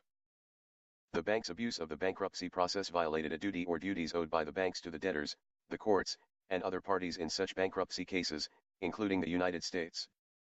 136. The bank's abuse of the bankruptcy process violates a federal policy, reflected in the Bankruptcy Code and the Bankruptcy Rules, in favor of the efficient and equitable administration of bankruptcy cases, as well as the policy of ensuring accuracy in claims submitted to the bankruptcy courts. 137. The bank's unlawful conduct has resulted in injury to the United States and to debtors in bankruptcy who have had their home loans serviced by the banks. The harm sustained by such debtors includes payment of improper fees and charges, unreasonable delays and expenses in their bankruptcy cases, and loss of homes due to improper, unlawful, or undocumented foreclosures. The harm sustained by the United States includes reduced and delayed recoveries to the United States in its capacity as a creditor in bankruptcy cases. Such conduct has also caused the United States to assume increased administrative duties in monitoring bankruptcy cases, and to incur expenses in the investigations and litigation of the bank's unlawful conduct. Guilty of criminal conduct, with the blessing of the White House and the Justice Department, the Department of Housing and Urban Development is attempting to sneak through a major policy change that would enable big banks convicted of felonies to continue lending through a federal mortgage program, according to federal records and government officials. The housing agency wants to quietly delete a requirement for lenders to certify they haven't been convicted of violating federal antitrust laws or committing other serious crimes. HUD proposed the move on May 15, without detailing the reasoning behind the change. It's now considering public comment, with an eye towards finalizing the proposal. 5 years after lawmakers and the Obama administration said the Dodd-Frank financial reform law would end the problems caused by banks perceived to be too big to fail, HUD's move could represent yet another capitulation from federal officials who want to appear to be tough on Wall Street's crimes, but don't want big banks to suffer the consequences typically associated with felony convictions. The main beneficiaries of the proposal would be J.P. Morgan Chase, the nation's largest bank with more than $2.4 trillion in assets, and Citigroup, the third largest U.S. bank with $1.80 trillion in assets, according to Federal Reserve data. The question is not if a bank is too big to fail, but whether or not the pleading of guilt for associated violations of rights is one by which they can avoid in this instance. The pleading of guilt by these major banks of the Federal Reserve System is proof positive of criminal conduct by which the jury will not excuse such conduct that the Attorney General S. have done. The Federal Reserve is guilty of placing fraudulent accounting statements and deliberately doctoring financial records of the following members of the Federal Reserve System of banks: rank, institution name, RSSD ID, location June 30, 2016, total assets 1 J.P. Morgan Chase & Co., 103-9502, New York, New York $2,466,096,000,000 to Bank of America Corporation, 107-3757, Charlotte, NC $2,189,811,000 3 Wells Fargo & Company, 112-0754, San Francisco, CA $1,889,235,000 for Citigroup Inc., 195-1350, New York, New York dollar.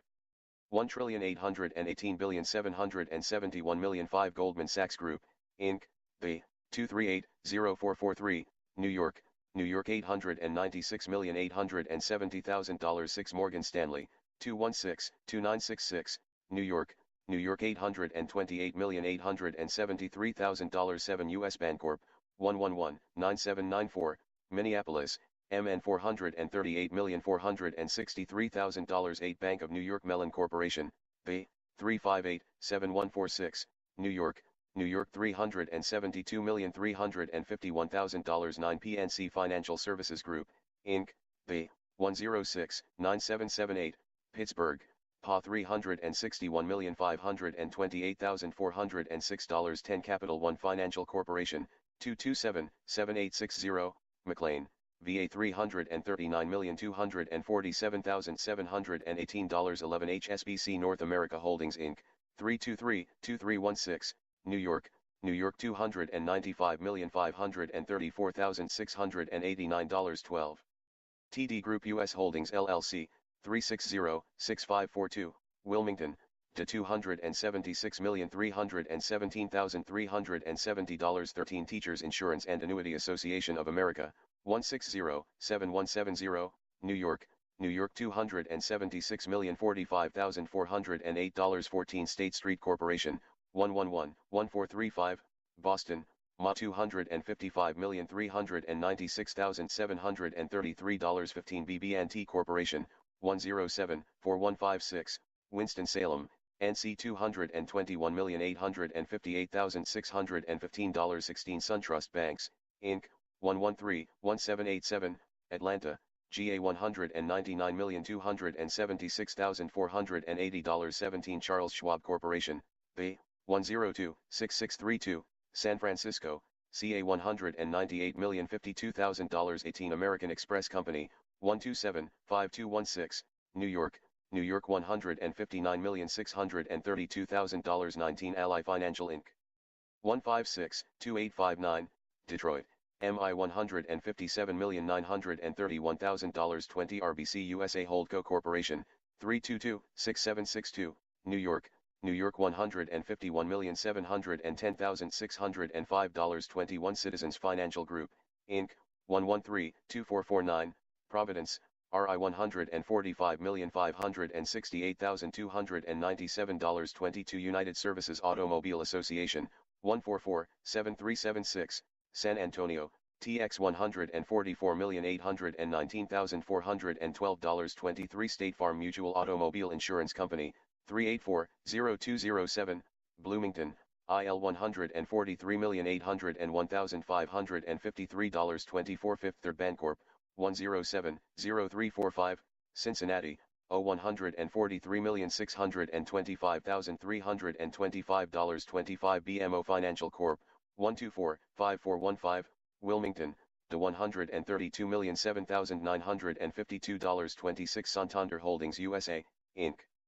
398-1856, Boston, MA $126,502,203 27 Regions Financial Corporation, 324-2838, Birmingham, AL $126,378,482 28 M&T Bank Corporation, 103-7003, Buffalo, New York $123,820,584 29 Northern Trust Corporation, 119-9611, Chicago, IL $121,509,559 30 MUFG Americas Holdings Corporation, 137-8434, New York, New York $117,205,079 31 KeyCorp, 106-8025, Cleveland, $101,406,977 32 BBVA Compass Bank Shares, Inc., 107-8529,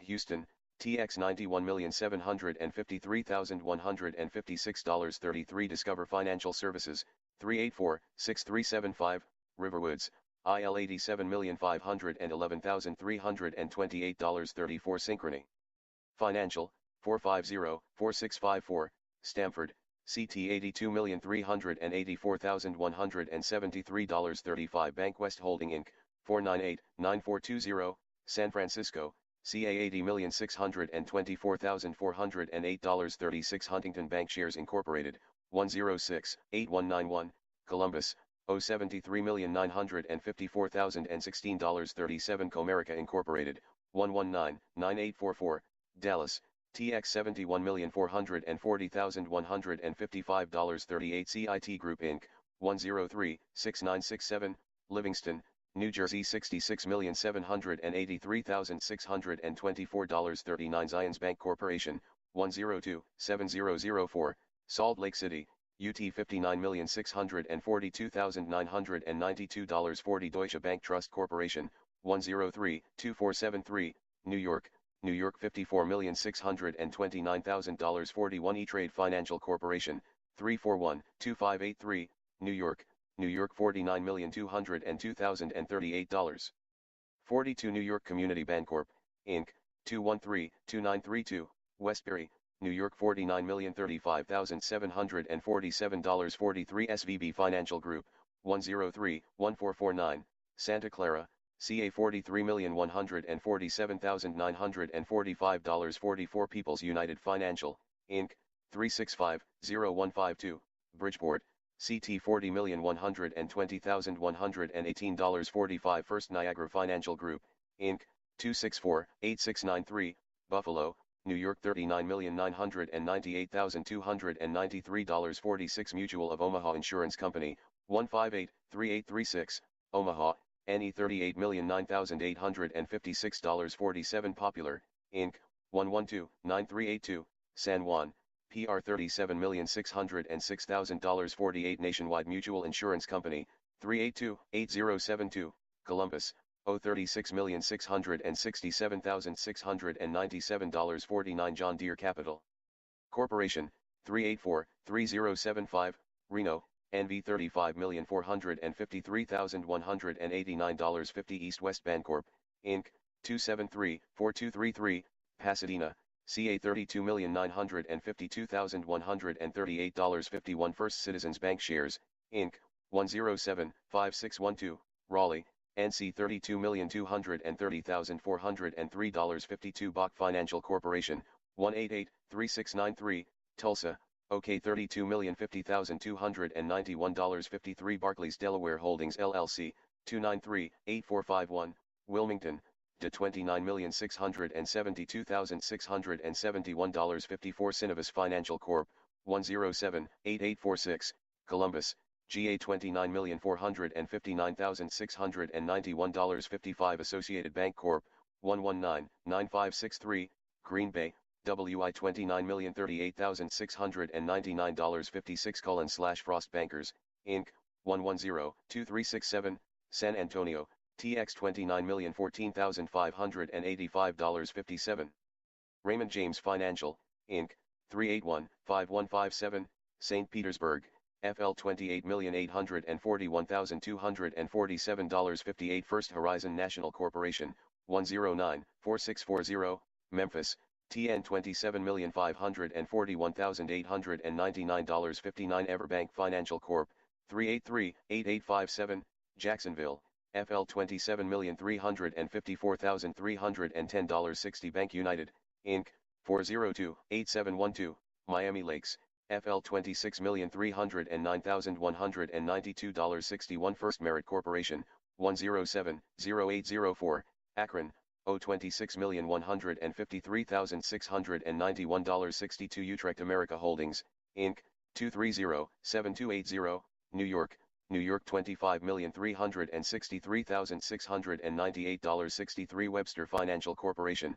114-5476, Waterbury, CT $25,131,298.64 Commerce Bank Shares, Inc., 104-9341, Kansas City, MO $24,726,507.65 Wintrust Financial Corporation, 226-0406, Rosemont, IL $24,427,295.66 Umpqua Holdings Corporation, 274-7644, Portland, or $24,132,600.67 Hancock Holding Company, 108-6533, Gulfport, MS $23,071,656.68 Scott Trade Financial Services, Inc., 324-2735, Town and Country, MO $22,466,924.69 Prosperity Bank Shares, Inc., 110-9599,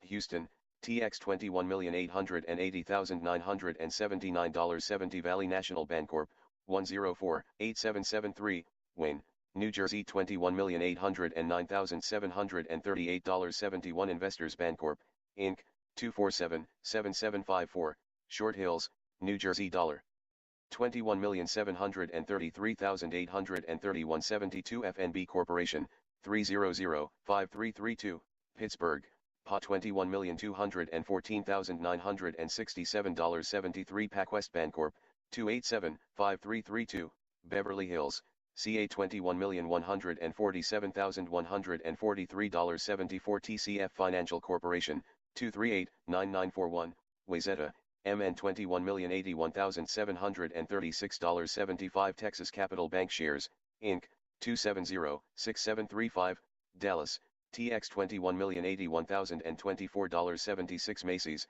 Inc., 410-3310, Cincinnati, $20,197,613.77 Iberia Bank Corporation, 229-1914, Lafayette, LA $20,160,855.78 UMB Financial Corporation, 104-9828, Kansas City, MO $19,734,076.79 First Hawaiian, Inc., 102-5608, Honolulu, high $19,052,593.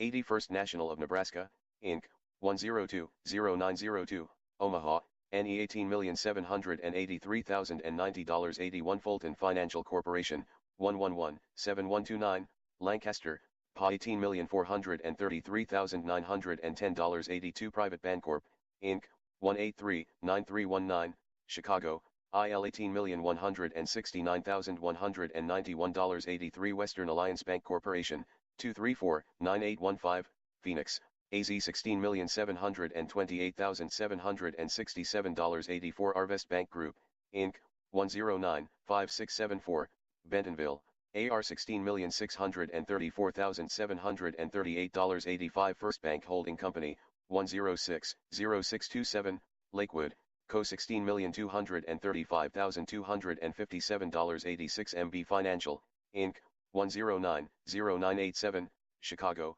IL $15,995,790.87 Bank of Hawaii Corporation, 102-5309, Honolulu. High $15,916,031.88 Stifel Financial Corp., 306-3622, St. Louis, MO $15,248,777.89 Modern Woodmen of America, 305-7395, Rock Island, IL $15,097,370.90 Astoria Financial Corporation, 250-4128, Lake Success, New York $15,017,071.91 Washington Federal, Inc., 306-5617, Seattle, WA $14,821,600.92 Old National Bancorp, 109-8303, Evansville, in $14,420,599.93 United Bank Shares, Inc., 107-6217, Charleston, WV $14,338,012.94 Bancorp South, Inc., 109-7614, Tupelo, MS $14,130,157.95 Flagstar Bancorp, Inc., 385-2022.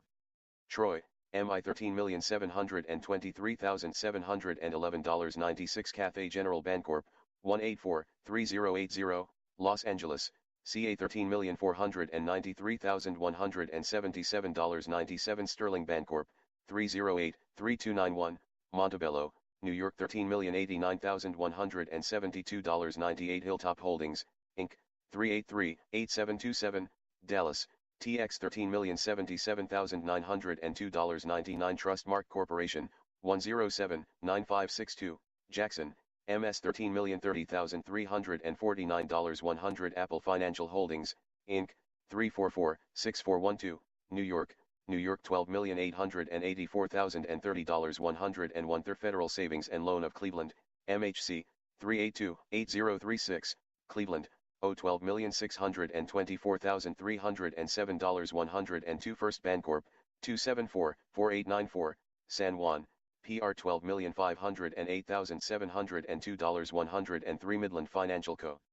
256-8278, Oklahoma City, OK $12,301,042.104 Central Bank Company, Inc., 109-4314, Jefferson City, MO $12,292,830.105 Bank of the Ozarks Inc., 109-7089, Little Rock, AR $12,279,579.106 Hawaiian Electric Industries, Inc., 384-2957, Honolulu, High $11,979,239.107 International Bankshares Corporation, 110-4231, Laredo, TX $11,776,640.108 Great Western Bancorp, Inc., 480-9920, Sioux Falls, SD $11,453,222.109 Bremer Financial Corporation, 102-0180,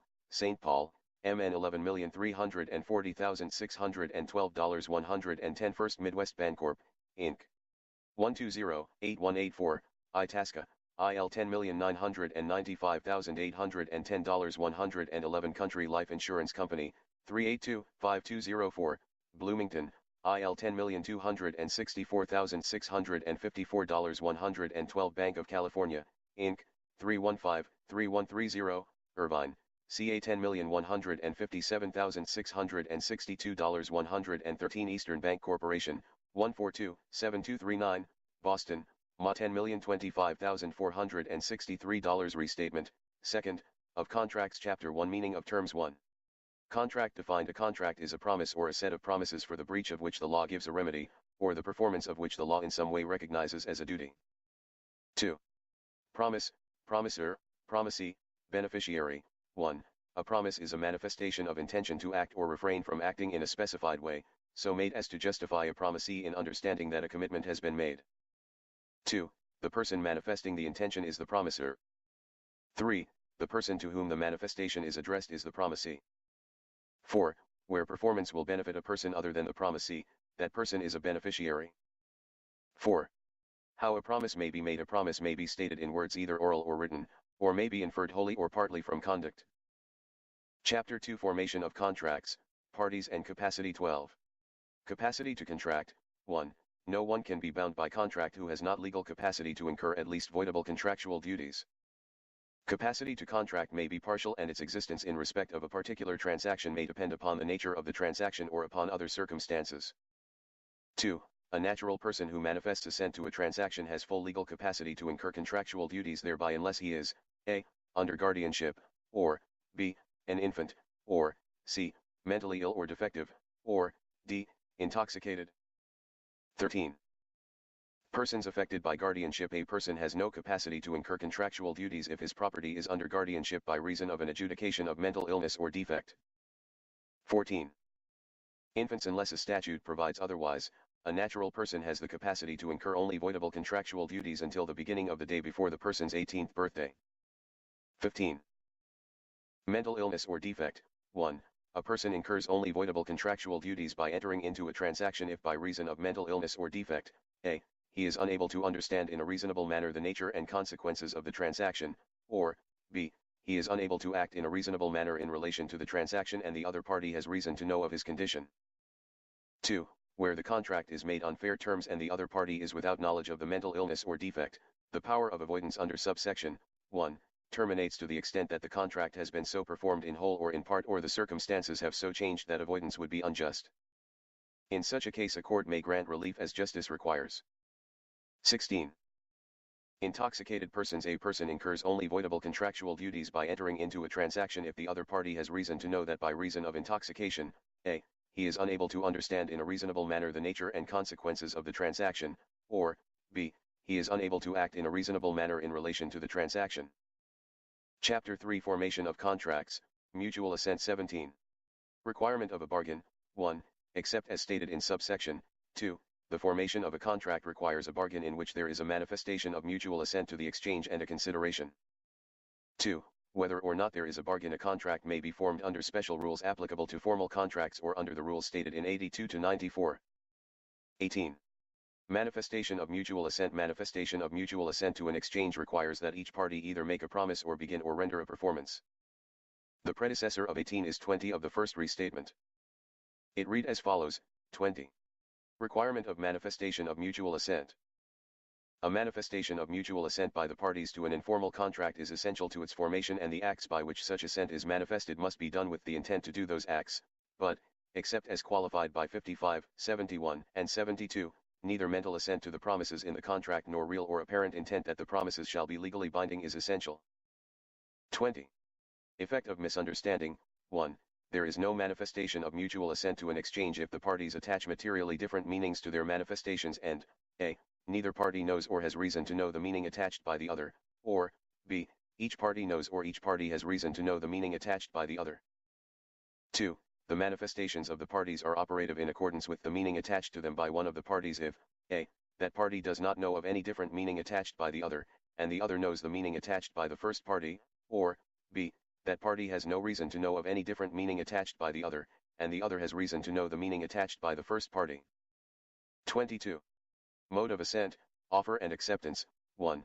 The manifestation of mutual assent to an exchange ordinarily takes the form of an offer or proposal by one party followed by an acceptance by the other party or parties.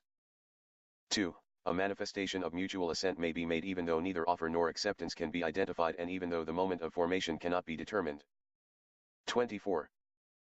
Offer defined. An offer is the manifestation of willingness to enter into a bargain, so made as to justify another person in understanding that his assent to that bargain is invited and will conclude it.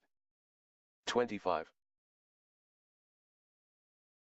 Option contracts. An option contract is a promise which meets the requirements for the formation of a contract and limits the promisor's power to revoke an offer. 26. Preliminary negotiations. A manifestation of willingness to enter into a bargain is not an offer if the person to whom it is addressed knows or has reason to know that the person making it does not intend to conclude a bargain until he has made a further manifestation of assent. The predecessor of 26 is 25 of the first restatement. It reads as follows, 25. When a manifestation of intention is not an offer. If from a promise, or manifestation of intention, or from the circumstances existing at the time, the person to whom the promise or manifestation is addressed knows or has reason to know that the person making it does not intend it as an expression of his fixed purpose until he has given a further expression of assent, he has not made an offer. 27. Existence of contract. Where written memorial is contemplated, manifestations of assent that are in themselves sufficient to conclude a contract will not be prevented from so operating by the fact that the parties also manifest an intention to prepare and adopt a written memorial thereof, but the circumstances may show that the agreements are preliminary negotiations. 30. Form of acceptance invited. 1. An offer may invite or require acceptance to be made by an affirmative answer in words, or by performing or refraining from performing a specified act, or may empower the offeree to make a selection of terms in his acceptance. 2. Unless otherwise indicated by the language or the circumstances, an offer invites acceptance in any manner and by any medium reasonable in the circumstances. 32. Invitation of promise or performance. In case of doubt, an offer is interpreted as inviting the offeree to accept either by promising to perform what the offer requests or by rendering the performance, as the offeree chooses. 33. Certainty. 1. Even though a manifestation of intention is intended to be understood as an offer, it cannot be accepted so as to form a contract unless the terms of the contract are reasonably certain. 2. The terms of a contract are reasonably certain if they provide a basis for determining the existence of a breach and for giving an appropriate remedy. 3. The fact that one or more terms of a proposed bargain are left open or uncertain may show that a manifestation of intention is not intended to be understood as an offer or as an acceptance. 34. Certainty and choice of terms, effect of performance or reliance. 1. The terms of a contract may be reasonably certain even though it empowers one or both parties to make a selection of terms in the course of performance. 2. Part performance under an agreement may remove uncertainty and establish that a contract enforceable as a bargain has been formed. 3. Action in reliance on an agreement may make a contractual remedy appropriate even though uncertainty is not removed. 35. The offeree's power of acceptance. 1. An offer gives to the offeree a continuing power to complete the manifestation of mutual assent by acceptance of the offer. 2. A contract cannot be created by acceptance of an offer after the power of acceptance has been terminated in one of the ways listed in 36. 36. Methods of termination of the power of acceptance. 1. An offeree's power of acceptance may be terminated by a. Rejection or counter-offer by the offeree, or b. Lapse of time, or c. Revocation by the offerer, or d. Death or incapacity of the offerer or offeree. 2. In addition, an offeree's power of acceptance is terminated by the non-occurrence of any condition of acceptance under the terms of the offer. 38. Rejection. 1. An offeree's power of acceptance is terminated by his rejection of the offer, unless the offerer has manifested a contrary intention. 2. A manifestation of intention not to accept an offer is a rejection unless the offeree manifests an intention to take it under further advisement. 39. Counter-offers. 1. A counter-offer is an offer made by an offeree to his offerer relating to the same matter as the original offer and proposing a substituted bargain differing from that proposed by the original offer. 2. An offeree's power of acceptance is terminated by his making of a counter-offer, unless the offerer has manifested a contrary intention or unless the counter-offer manifests a contrary intention of the offeree. The predecessor of 39 is 38 of the first restatement. It read as follows, 38. Rejection of offer by counter-offer. A counter-offer by the offeree, relating to the same matter as the original offer, is a rejection of the original offer, unless the offerer in his offer, or the offeree in his counter-offer states that in spite of the counter-offer the original offer shall not be terminated. 40. Time when rejection or counter-offer terminates the power of acceptance. Rejection or counter-offer by mail or telegram does not terminate the power of acceptance until received by the offerer, but limits the power so that a letter or telegram of acceptance started after the sending of an otherwise effective rejection or counter-offer is only a counter-offer unless the acceptance is received by the offerer before he receives the rejection or counter-offer. 41. Lapse of time. 1.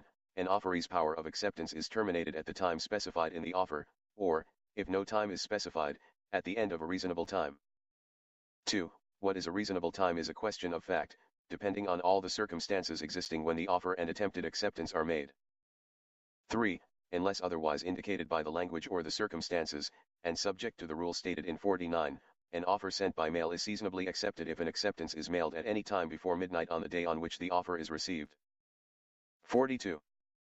Revocation by communication from offeror received by offeree. An offeree's power of acceptance is terminated when the offeree receives from the offeror a manifestation of an intention not to enter into the proposed contract.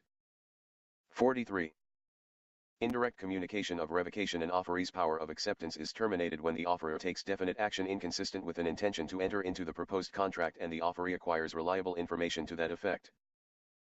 45. Option contract created by part performance or tender. 1. Where an offer invites an offeree to accept by rendering a performance and does not invite a promissory acceptance, an option contract is created when the offeree tenders or begins the invited performance or tenders a beginning of it. 2.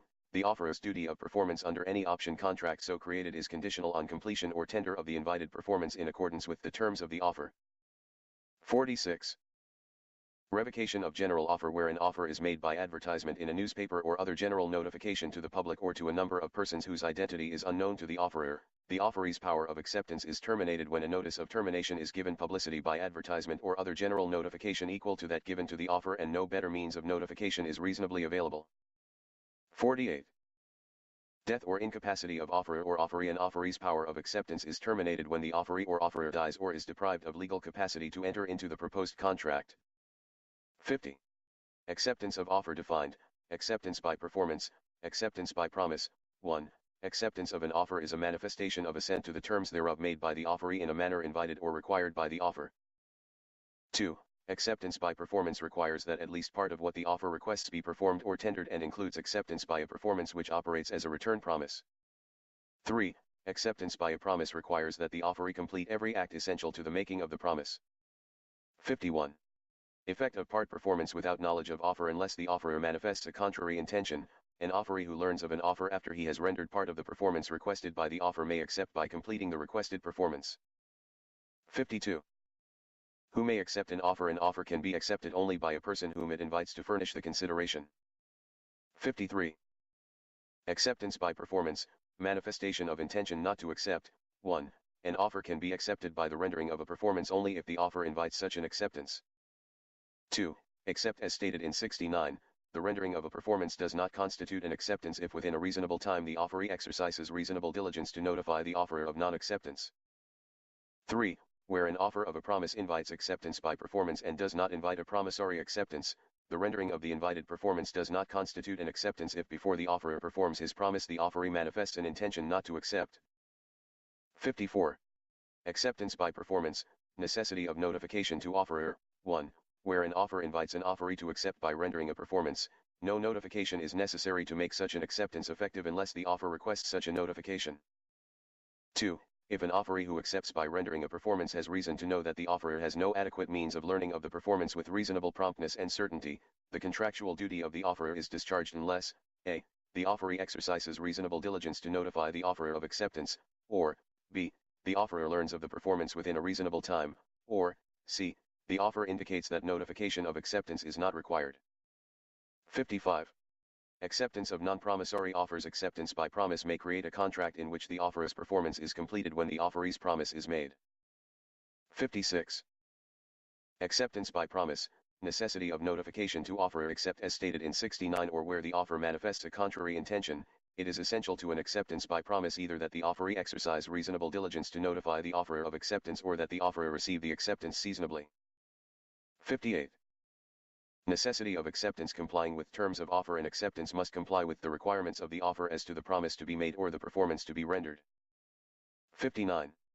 Purported acceptance which adds qualifications. A reply to an offer which purports to accept it but is conditional on the offeror's assent to terms additional to or different from those offered is not an acceptance but is a counter-offer. 60. Acceptance of offer which states place, time, or manner of acceptance. If an offer prescribes the place, time or manner of acceptance, its terms in this respect must be complied with in order to create a contract. If an offer merely suggests a permitted place, time, or manner of acceptance, another method of acceptance is not precluded. 61. Acceptance which requests change of terms. An acceptance which requests a change or addition to the terms of the offer is not thereby invalidated unless the acceptance is made to depend on an assent to the changed or added terms. 62. Effect of performance by offeree where offer invites either performance or promise. 1. Where an offer invites an offeree to choose between acceptance by promise and acceptance by performance, the tender or beginning of the invited performance or a tender of a beginning of it is an acceptance by performance. 2. Such an acceptance operates as a promise to render complete performance. 63. Time when acceptance takes effect unless the offer provides otherwise. A. An acceptance made in a manner and by a medium invited by an offer is operative and completes the manifestation of mutual assent as soon as put out of the offeree's possession, without regard to whether it ever reaches the offerer, but, b.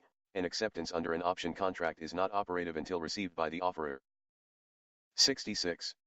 Acceptance must be properly dispatched and acceptance sent by mail or otherwise from a distance is not operative when dispatched, unless it is properly addressed and such other precautions taken as are ordinarily observed to ensure safe transmission of similar messages. 69. Acceptance by silence or exercise of dominion. 1. Where an offeree fails to reply to an offer, his silence and inaction operate as an acceptance in the following cases only. A. Where an offeree takes the benefit of offered services with reasonable opportunity to reject them and reason to know that they were offered with the expectation of compensation. B. Where the offerer has stated or given the offeree reason to understand that assent may be manifested by silence or inaction, and the offeree in remaining silent and inactive intends to accept the offer. C. Where because of previous dealings or otherwise, it is reasonable that the offeree should notify the offerer if he does not intend to accept. 2. An offeree who does any act inconsistent with the offerer's ownership of offered property is bound in accordance with the offered terms unless they are manifestly unreasonable. But if the act is wrongful as against the offerer, it is an acceptance only if ratified by him. Chapter 4 Formation of Contracts, Consideration 71. Requirement of exchange, Types of exchange. 1. To constitute consideration, a performance or a return promise must be bargained for. 2. A performance or return promise is bargained for if it is sought by the promiser in exchange for his promise and is given by the promisee in exchange for that promise. 3. The performance may consist of a. An act other than a promise, or b. A forbearance, or c. The creation, modification, or destruction of a legal relation. 4. The performance or return promise may be given to the promiser or to some other person. It may be given by the promisee or by some other person. 73. Performance of legal duty. Performance of a legal duty owed to a promiser which is neither doubtful nor the subject of honest dispute is not consideration, but a similar performance is consideration if it differs from what was required by the duty in a way which reflects more than a pretense of bargain. 74. Settlement of claims. 1. Forbearance to assert or the surrender of a claim or defense which proves to be invalid is not consideration unless a. The claim or defense is in fact doubtful because of uncertainty as to the facts or the law, or b. The forbearing or surrendering party believes that the claim or defense may be fairly determined to be valid. 2. The execution of a written instrument surrendering a claim or defense by one who is under no duty to execute it is consideration if the execution of the written instrument is bargained for even though he is not asserting the claim or defense and believes that no valid claim or defense exists. 77. Illusory and alternative promises. A promise or apparent promise is not consideration if by its terms the promiser or purported promiser reserves a choice of alternative performances unless a. Each of the alternative performances would have been consideration if it alone had been bargained for, or b. One of the alternative performances would have been consideration and there is or appears to the parties to be a substantial possibility that before the promiser exercises his choice events may eliminate the alternatives which would not have been consideration. 79. Adequacy of consideration. Mutuality of obligation. If the requirement of consideration is met, there is no additional requirement of a. A gain, advantage, or benefit to the promiser or a loss, disadvantage, or detriment to the promisee, or b. Equivalence in the values exchanged, or c. Mutuality of obligation. 81. Consideration as motive or inducing cause. 1. The fact that what is bargained for does not of itself induce the making of a promise does not prevent it from being consideration for the promise. 2. The fact that a promise does not of itself induce a performance or return promise does not prevent the performance or return promise from being consideration for the promise. 82. Promise to pay indebtedness, effect on the statute of limitations. 1. A promise to pay all or part of an antecedent contractual or quasi-contractual indebtedness owed by the promiser is binding if the indebtedness is still enforceable or would be except for the effect of a statute of limitations. 2. The following facts operate as such a promise unless other facts indicate a different intention. A. A voluntary acknowledgement to the obligee, admitting the present existence of the antecedent indebtedness, or b. A voluntary transfer of money, a negotiable instrument, or other thing by the obliger to the obligee, made as interest on or part payment of or collateral security for the antecedent indebtedness, or c. A statement to the obligee that the statute of limitations will not be pleaded as a defense. 83. Promise to pay indebtedness discharged in bankruptcy. An express promise to pay all or part of an indebtedness of the promisor, discharged or dischargeable in bankruptcy proceedings begun before the promise is made, is binding. 84. Promise to perform a duty in spite of non-occurrence of a condition, 1, except as stated in subsection 2, a promise to perform all or part of a conditional duty under an antecedent contract in spite of the non-occurrence of the condition is binding, whether the promise is made before or after the time for the condition to occur, unless, a. Occurrence of the condition was a material part of the agreed exchange for the performance of the duty and the promisee was under no duty that it occur. Or, b. Uncertainty of the occurrence of the condition was an element of the risk assumed by the promisor. 2. If such a promise is made before the time for the occurrence of the condition has expired and the condition is within the control of the promisee or a beneficiary, the promisor can make his duty again subject to the condition by notifying the promisee or beneficiary of his intention to do so if, a. The notification is received while there is still a reasonable time to cause the condition to occur under the antecedent terms or an extension given by the promisor, and, b. Reinstatement of the requirement of the condition is not unjust because of a material change of position by the promisee or beneficiary, and, c. The promise is not binding apart from the rule stated in subsection 1. 86. Promise for benefit received. 1. A promise made in recognition of a benefit previously received by the promisor from the promisee is binding to the extent necessary to prevent injustice. 2. A promise is not binding under subsection 1. A. If the promisee conferred the benefit as a gift or for other reasons the promisor has not been unjustly enriched, or, b. To the extent that its value is disproportionate to the benefit. 87. Option contract. 1. An offer is binding as an option contract if it, a. Is in writing and signed by the offerer, recites a purported consideration for the making of the offer, and proposes an exchange on fair terms within a reasonable time, or, b. Is made irrevocable by statute. 2. An offer which the offerer should reasonably expect to induce action or forbearance of a substantial character on the part of the offeree before acceptance and which does induce such action or forbearance is binding as an option contract to the extent necessary to avoid injustice. 89.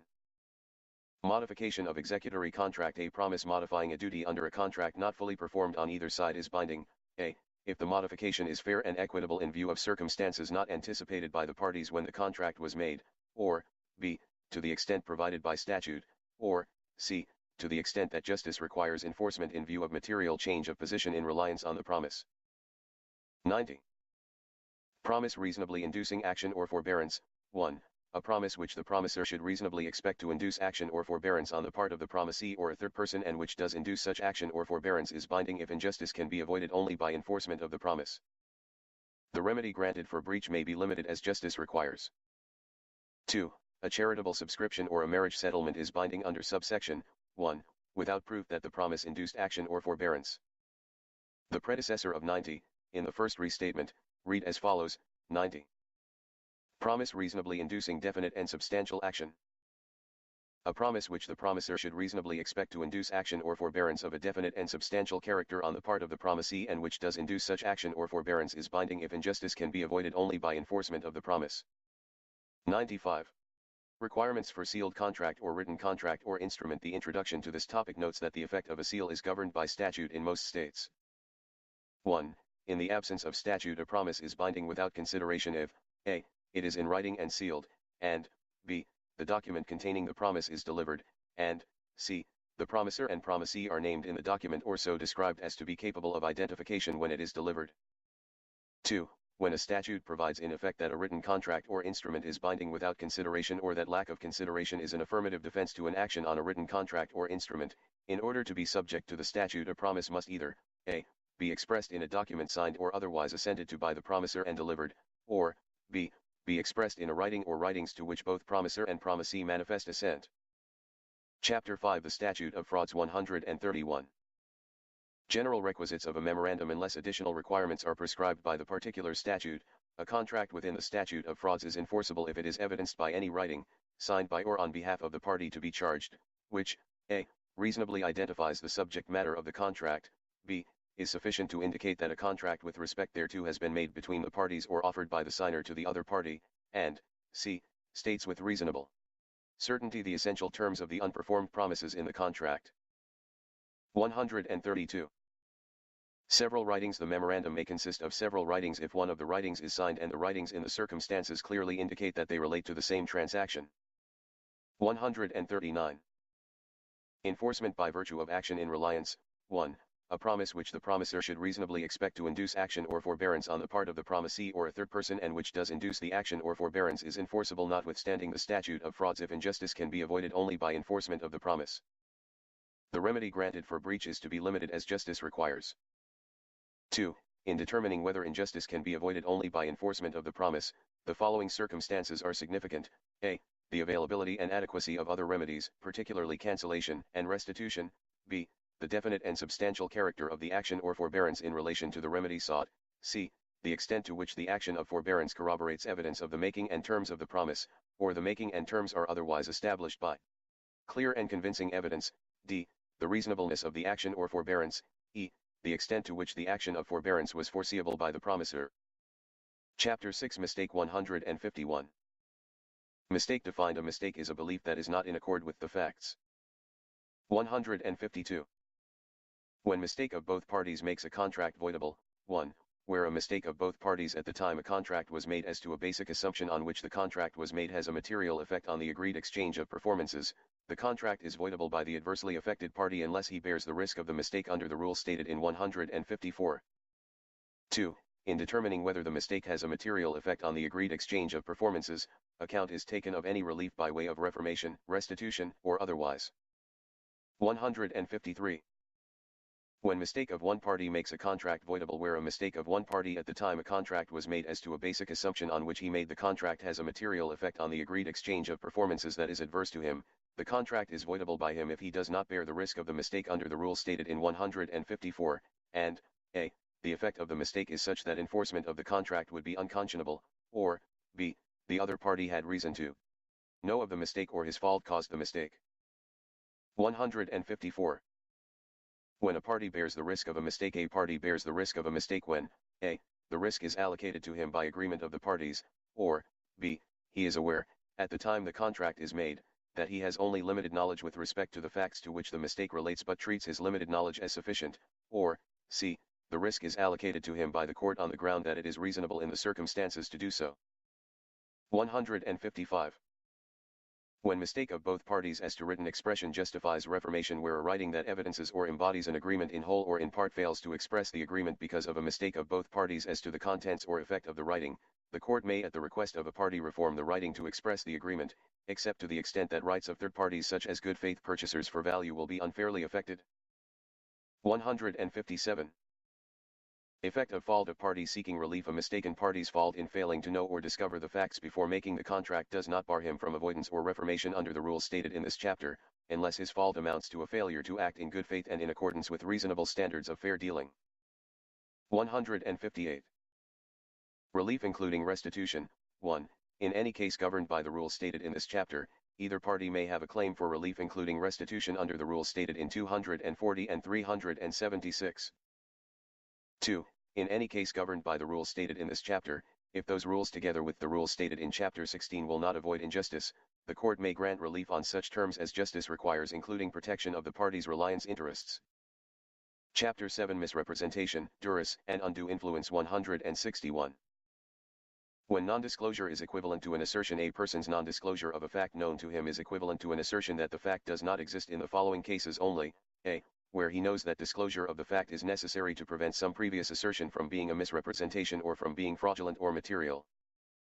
B. Where he knows that disclosure of the fact would correct a mistake of the other party as to a basic assumption on which that party is making the contract and if non-disclosure of the fact amounts to a failure to act in good faith and in accordance with reasonable standards of fair dealing. C. Where he knows that disclosure of the fact would correct a mistake. Ladies and gentlemen, and my hope is that you all have been paying attention. I just noticed that it hasn't been keeping up, and that's because of the strain on the system, because we're running two different programs that are using the audio system. Well, actually three: the Bluetooth, the headset, and the natural reader, and the actual recorder, which today we're using a program known as Microsoft Expression. So we're going to continue. Okay? It's just a little bit more. Nope. We are halfway through. But this is the update for the mortgages and the lawsuit and the letting you all know what I've been doing the last couple of months dealing with this lawsuit and why we had to do it this way, and the fact that we included this section. Genius is what I say, because this is restatement second contracts. Been reading about that, hearing about that, and because we're dealing with contracts, deeds of trust, contracts, it is necessary that we put this as evidence into the record. Pay attention to this because some of you won't really recognize it. And evidence. We're doing an affidavit. An affidavit is already evidence, but we're introducing it as evidence, and this document will be notarized. And come to think of it, more than likely we'll do a notary presentment. Okay? I might actually have a notary present it to the court for filing. All right, ladies and gentlemen, let's continue. Of the other party as to the contents or effect of a writing, evidencing or embodying an agreement in whole or in part. D. Where the other person is entitled to know the fact because of a relation of trust and confidence between them. 162. When a misrepresentation is fraudulent or material. 1. A misrepresentation is fraudulent if the maker intends his assertion to induce a party to manifest his assent and the maker, a. knows or believes that the assertion is not in accord with the facts, or, b. does not have the confidence that he states or implies in the truth of the assertion, or, c. knows that he does not have the basis that he states or implies for the assertion. 2. A misrepresentation is material if it would be likely to induce a reasonable person to manifest his assent, or if the maker knows that it would be likely to induce the recipient to do so. 164. When a misrepresentation makes a contract voidable. 1. If a party's manifestation of assent is induced by either a fraudulent or a material misrepresentation by the other party upon which the recipient is justified in relying, the contract is voidable by the recipient. 2. If a party's manifestation of assent is induced by either a fraudulent or a material misrepresentation by one who is not a party to the transaction upon which the recipient is justified in relying, the contract is voidable by the recipient, unless the other party to the transaction in good faith and without reason to know of the misrepresentation either gives value or relies materially on the transaction. 167. When a misrepresentation is an inducing cause, a misrepresentation induces a party's manifestation of assent if it substantially contributes to his decision to manifest his assent. 168. Reliance on assertions of opinion. 1. An assertion is one of opinion if it expresses only a belief, without certainty, as to the existence of a fact or expresses only a judgment as to quality, value, authenticity, or similar matters. 2. If it is reasonable to do so, the recipient of an assertion of a person's opinion as to facts not disclosed and not otherwise known to the recipient may properly interpret it as an assertion, a. that the facts known to that person are not incompatible with his opinion, or, b. that he knows facts sufficient to justify him in forming it. 169. When reliance on an assertion of opinion is not justified to the extent that an assertion is one of opinion only, the recipient is not justified in relying on it unless the recipient, a. stands in such a relation of trust and confidence to the person whose opinion is asserted that the recipient is reasonable in relying on it, or, b. reasonably believes that, as compared with himself, the person whose opinion is asserted has special skill, judgment, or objectivity with respect to the subject matter, or, c. is for some other special reason particularly susceptible to a misrepresentation of the type involved. 174. When duress by physical compulsion prevents formation of a contract if conduct that appears to be a manifestation of assent by a party who does not intend to engage in that conduct is physically compelled by duress, the conduct is not effective as a manifestation of assent. 175. When duress by threat makes a contract voidable. 1. If a party's manifestation of assent is induced by an improper threat by the other party that leaves the victim no reasonable alternative, the contract is voidable by the victim. 2. If a party's manifestation of assent is induced by one who is not a party to the transaction, the contract is voidable by the victim unless the other party to the transaction in good faith and without reason to know of the duress either gives value or relies materially on the transaction. 176. When a threat is improper. 1. A threat is improper if a.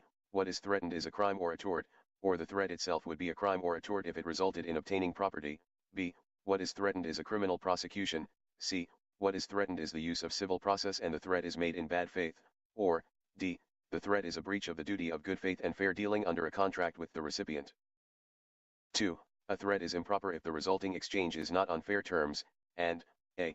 the threatened act would harm the recipient and would not significantly benefit the party making the threat. b. the effectiveness of the threat in inducing the manifestation of assent is significantly increased by prior unfair dealing by the party making the threat, or c. what is threatened is otherwise a use of power for illegitimate ends. 177. When undue influence makes a contract voidable. 1. Undue influence is unfair persuasion of a party who is under the domination of the person exercising the persuasion or who by virtue of the relation between them is justified in assuming that that person will not act in a manner inconsistent with his welfare. 2. If a party's manifestation of assent is induced by undue influence by the other party, the contract is voidable by the victim. 3. If a party's manifestation of assent is induced by one who is not a party to the transaction, the contract is voidable by the victim unless the other party to the transaction in good faith and without reason to know of the undue influence either gives value or relies materially on the transaction. Chapter 8 Unenforceability on Grounds of Public Policy 178. When a term is unenforceable on grounds of public policy. 1. A promise or other term of an agreement is unenforceable on grounds of public policy if legislation provides that it is unenforceable or the interest in its enforcement is clearly outweighed in the circumstances by a public policy against the enforcement of such terms. 2. In weighing the interest in the enforcement of a term, account is taken of a. the party's justified expectations, b. any forfeiture that would result if enforcement were denied, and c. any special public interest in the enforcement of the particular term. 3. In weighing a public policy against enforcement of a term, account is taken of a. the strength of that policy is manifested by legislation or judicial decisions, b. the likelihood that a refusal to enforce the term will further that policy, c. the seriousness of any misconduct involved and the extent to which it was deliberate, and d. the directness of the connection between that misconduct and the term. 181. Effect of failure to comply with licensing or similar requirement. If a party is prohibited from doing an act because of his failure to comply with a licensing, registration or similar requirement, a promise in consideration of his doing that act or of his promise to do it is unenforceable on grounds of public policy if a. the requirement has a regulatory purpose, and b. the interest in the enforcement of the promise is clearly outweighed by the public policy behind the requirement. 182. Effect of performance. If intended use is improper. If the promisee has substantially performed, enforcement of a promise is not precluded on grounds of public policy because of some improper use that the promiser intends to make of what he obtains unless the promisee a. acted for the purpose of furthering the improper use, or b. knew of the use and the use involves grave social harm. 187. Non-ancillary restraints on competition. A promise to refrain from competition that imposes a restraint that is not ancillary to an otherwise valid transaction or relationship is unreasonably in restraint of trade. 188. Ancillary restraints on competition. 1. A promise to refrain from competition that imposes a restraint that is ancillary to an otherwise valid transaction or relationship is unreasonably in restraint of trade if a. the restraint is greater than is needed to protect the promisee's legitimate interest, or b. the promisee's need is outweighed by the hardship to the promiser and the likely injury to the public. 2. Promises imposing restraints that are ancillary to a valid transaction or relationship include the following: a. A promise by the seller of a business not to compete with the buyer in such a way as to injure the value of the business sold. b. A promise by an employee or other agent not to compete with his employer or other principal. c. A promise by a partner not to compete with the partnership. 194. Promise interfering with contract with another. A promise that tortiously interferes with performance of a contract with a third person or a tortiously induced promise to commit a breach of contract is unenforceable on grounds of public policy. 195. Term exempting from liability for harm caused intentionally, recklessly, or negligently. 1. A term exempting a party from tort liability for harm caused intentionally or recklessly is unenforceable on grounds of public policy. 2. A term exempting a party from tort liability for harm caused negligently is unenforceable on grounds of public policy if a. the term exempts an employer from liability to an employee for injury in the course of his employment, b. the term exempts one charged with a duty of public service from liability to one to whom that duty is owed for compensation for breach of that duty, or c. the other party is similarly a member of a class protected against the class to which the first party belongs. 3. A term exempting a seller of a product from his special tort liability for physical harm to a user or consumer is unenforceable on grounds of public policy unless the term is fairly bargained for and is consistent with the policy underlying that liability. 198.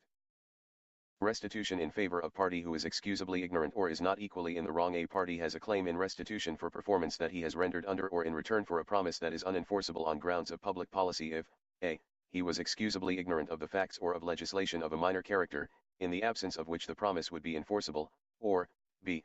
he was not equally in the wrong with the promisor. Chapter 9 The Scope of Contractual Obligations 201. Whose meaning prevails. 1. Where the parties have attached the same meaning to a promise or agreement or a term thereof, it is interpreted in accordance with that meaning. 2. Where the parties have attached different meanings to a promise or agreement or a term thereof, it is interpreted in accordance with the meaning attached by one of them if at the time the agreement was made, a. that party did not know of any different meaning attached by the other, and the other knew the meaning attached by the first party, or b.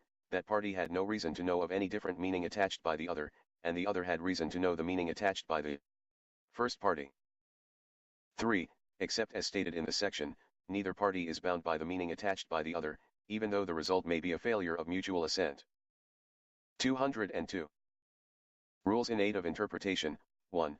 Words and other conduct are interpreted in the light of all the circumstances, and if the principal purpose of the parties is ascertainable it is given great weight. 2. A writing is interpreted as a whole, and all writings that are part of the same transaction are interpreted together. 3. Unless a different intention is manifested, a. where language has a generally prevailing meaning, it is interpreted in accordance with that meaning, b. technical terms and words of art are given their technical meaning when used in a transaction within their technical field.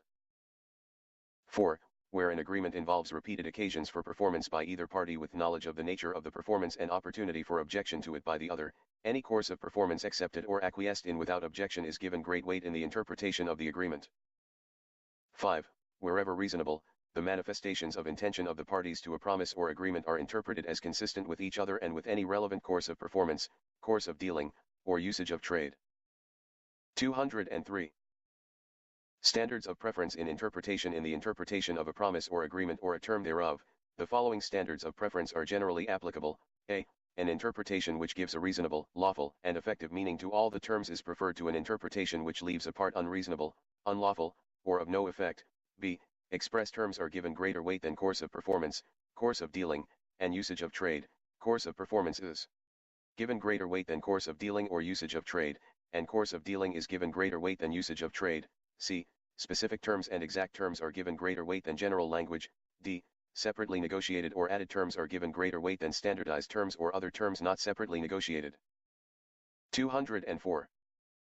Supplying an omitted essential term. When the parties to a bargain sufficiently defined to be a contract have not agreed with respect to a term which is essential to a determination of their rights and duties, a term which is reasonable in the circumstances is supplied by the court. 205. Duty of good faith and fair dealing. Every contract imposes upon each party a duty of good faith and fair dealing in its performance and its enforcement. 206. Interpretation against the draftsman. In choosing among the reasonable meanings of a promise or agreement or a term thereof, that meaning is generally preferred which operates against the party who supplies the words or from whom a writing otherwise proceeds. 208. Unconscionable contract or term. If a contract or term thereof is unconscionable at the time the contract is made, a court may refuse to enforce the contract, or may enforce the remainder of the contract without the unconscionable term, or may so limit the application of any unconscionable term as to avoid any unconscionable result. 209. Integrated agreements. 1. An integrated agreement is a writing or writings constituting a final expression of one or more terms of an agreement.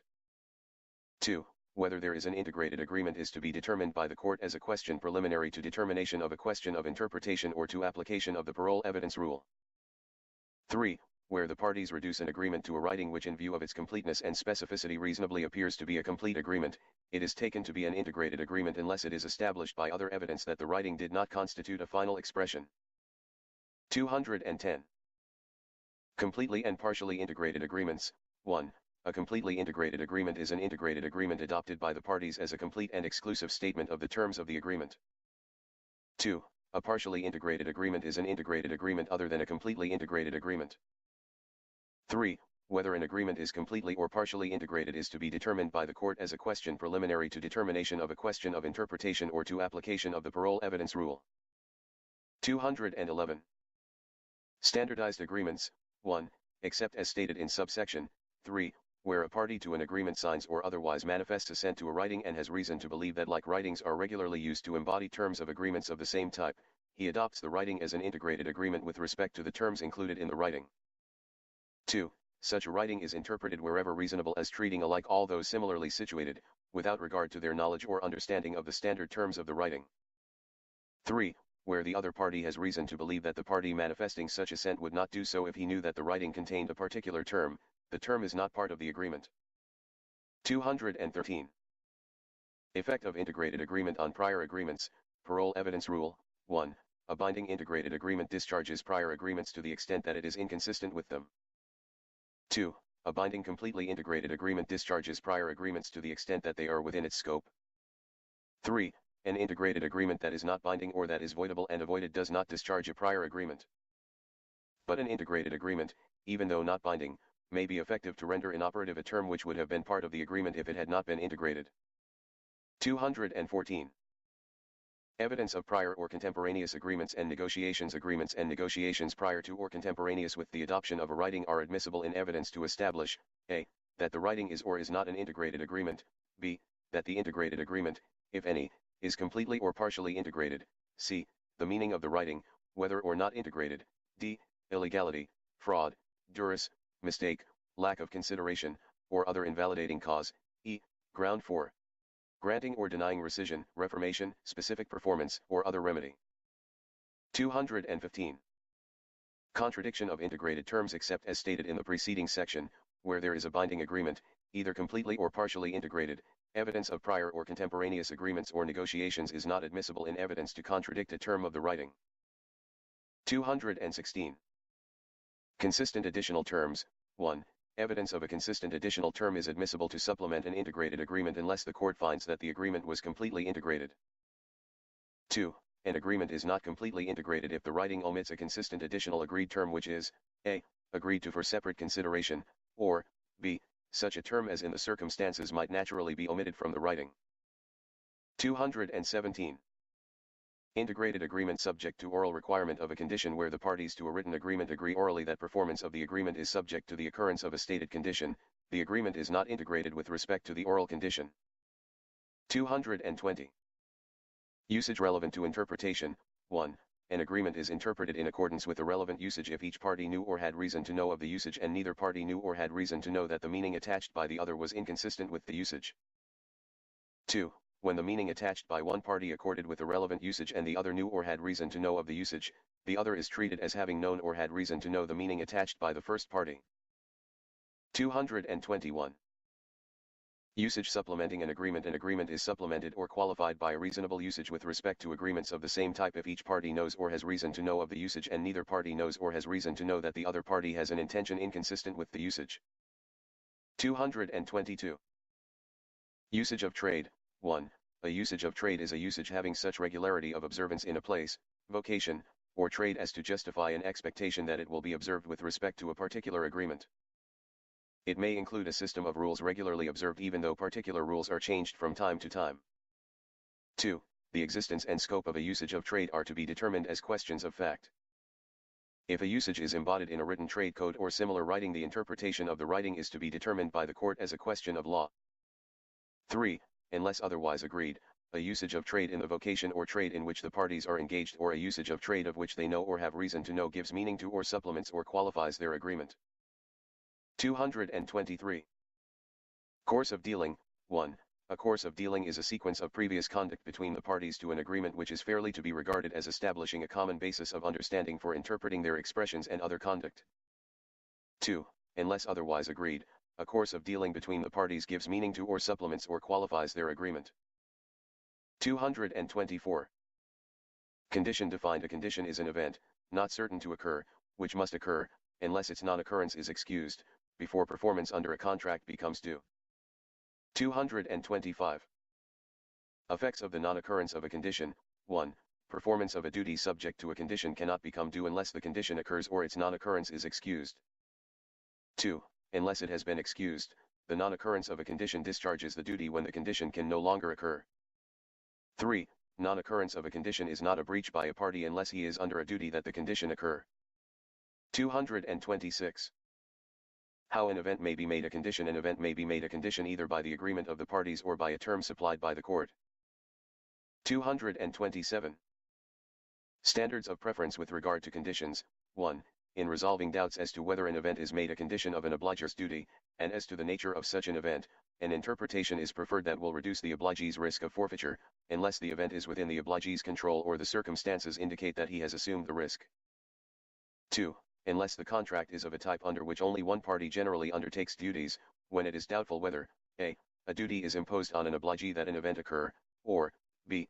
the event is made a condition of the obliger's duty, or c. the event is made a condition of the obliger's duty and a duty is imposed on the obligee that the event occur. The first interpretation is preferred if the event is within the obligee's control.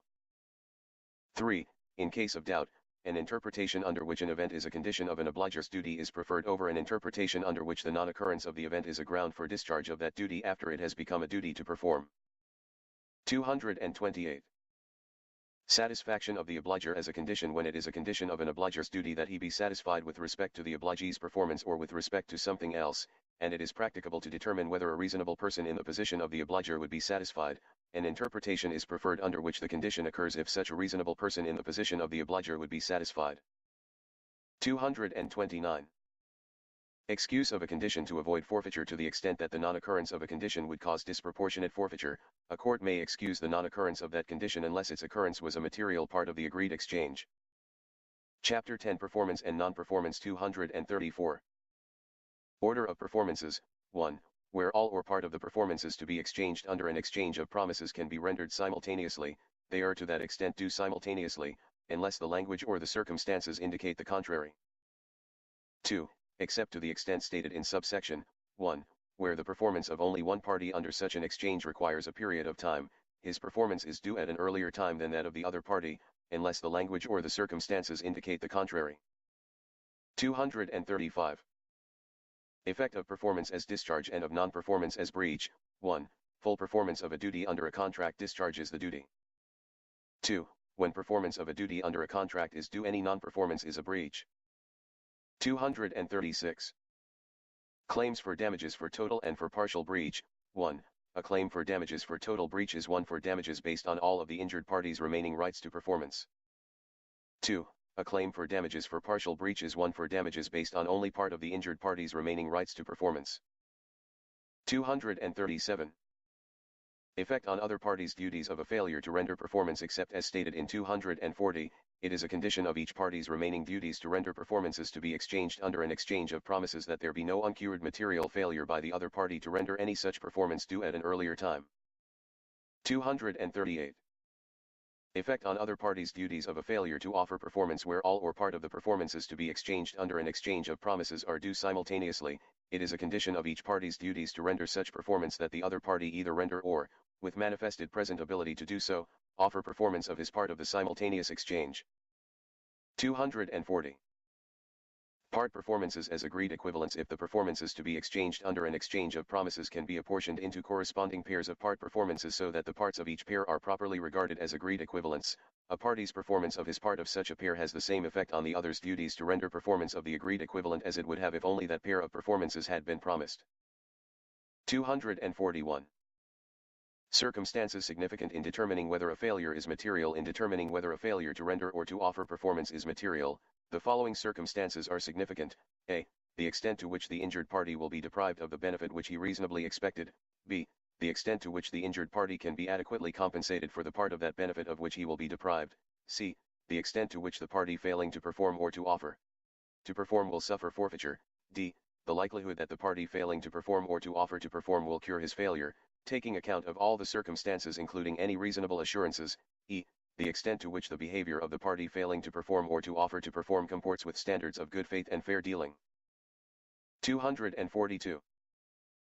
Circumstances significant in determining when remaining duties are discharged. In determining the time after which a party's uncured material failure to render or to offer performance discharges the other party's remaining duties to render performance under the rules stated in 237 and 238, the following circumstances are significant. A. Those stated in 241. B. The extent to which it reasonably appears to the injured party that delay may prevent or hinder him in making reasonable substitute arrangements. C. The extent to which the agreement provides for performance without delay, but a material failure to perform or to offer to perform on a stated day does not of itself discharge the other party's remaining duties unless the circumstances, including the language of the agreement, indicate that performance or an offer to perform by that day is important. 243. Effect of a breach by non-performance as giving rise to a claim for damages for total breach. 1. With respect to performances to be exchanged under an exchange of promises, a breach by non-performance gives rise to a claim for damages for total breach only if it discharges the injured party's remaining duties to render such performance, other than a duty to render an agreed equivalent under 240. 2. Except as stated in subsection 3, a breach by non-performance accompanied or followed by a repudiation gives rise to a claim for damages for total breach. 3. Where at the time of the breach the only remaining duties of performance are those of the party in breach and are for the payment of money in installments not related to one another, his breach by non-performance as to less than the whole, whether or not accompanied or followed by a repudiation, does not give rise to a claim for damages for total breach. 4. In any case other than those stated in the preceding subsections, a breach by non-performance gives rise to a claim for total breach only if it so substantially impairs the value of the contract to the injured party at the time of the breach that it is just in the circumstances to allow him to recover damages based on all his remaining rights to performance. 250. When a statement or an act is a repudiation is a statement by the obliger to the obligee indicating that the obliger will commit a breach that would of itself give the obligee a claim for damages for total breach under 243, or b. a voluntary affirmative act which renders the obliger unable or apparently unable to perform without such a breach. 251. When a failure to give assurance may be treated as a repudiation. 1. Where reasonable grounds arise to believe that the obliger will commit a breach by non-performance that would of itself give the obligee a claim for damages for total breach under 243, the obligee may demand adequate assurance of due performance and may, if reasonable, suspend any performance for which he has not already received the agreed exchange until he receives such assurance.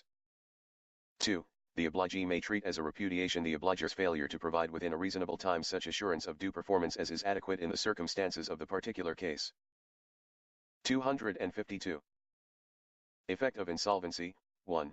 Where the obliger's insolvency gives the obligee reasonable grounds to believe that the obliger will commit a breach under the rules stated in 251, the obligee may suspend any performance for which he has not already received the agreed exchange until he receives assurance in the form of performance itself, an offer of performance, or adequate security.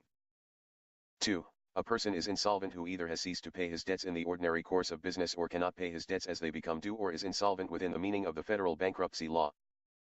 253. Effect of a repudiation as a breach and on other parties' duties. 1. Where an obliger repudiates a duty before he has committed a breach by non-performance and before he has received all of the agreed exchange for it, his repudiation alone gives rise to a claim for damages for total breach. 2. Where performances are to be exchanged under an exchange of promises, one party's repudiation of a duty to render performance discharges the other party's remaining duties to render performance. 256. Nullification of repudiation or basis for repudiation. 1. The effect of a statement as constituting a repudiation under 250 or the basis for a repudiation under 251 is nullified by a retraction of the statement if notification of the retraction comes to the attention of the injured party before he materially changes his position in reliance on the repudiation or indicates to the other party that he considers the repudiation to be final. 2. The effect of events other than a statement as constituting a repudiation under 250 or the basis for a repudiation under 251 is nullified if, to the knowledge of the injured party, those events have ceased to exist before he materially changes his position in reliance on the repudiation or indicates to the other party that he considers the repudiation to be final. 257. Effect of urging performance in spite of repudiation. The injured party does not change the effect of a repudiation by urging the repudiator to perform in spite of his repudiation or to retract his repudiation. Chapter 11 Impracticability of Performance and Frustration of Purpose. 261. Discharge by supervening impracticability. Where, after a contract is made, a party's performance is made impracticable without his fault by the occurrence of an event the non-occurrence of which was a basic assumption on which the contract was made, his duty to render that performance is discharged, unless the language or the circumstances indicate the contrary. 262. Death or incapacity of person necessary for performance. If the existence of a particular person is necessary for the performance of a duty, his death, or such incapacity as makes performance impracticable, is an event the non-occurrence of which was a basic assumption on which the contract was made. 263. Destruction, deterioration, or failure to come into existence of thing necessary for performance. If the existence of a specific thing is necessary for the performance of a duty, its failure to come into existence, destruction, or such deterioration as makes performance impracticable is an event the non-occurrence of which was a basic assumption on which the contract was made. 265.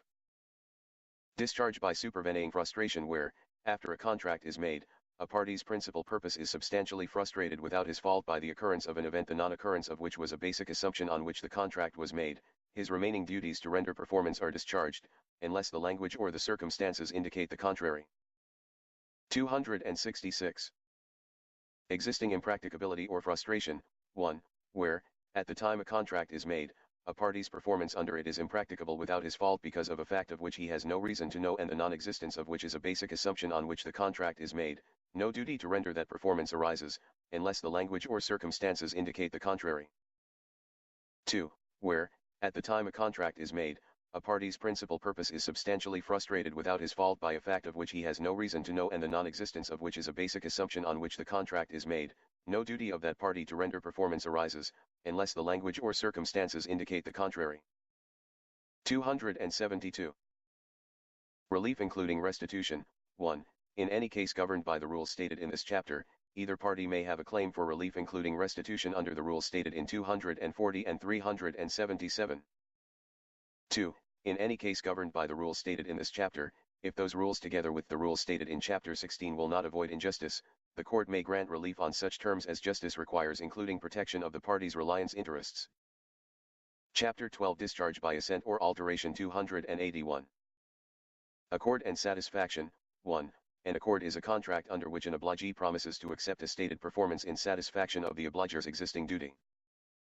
Performance of the accord discharges the original duty.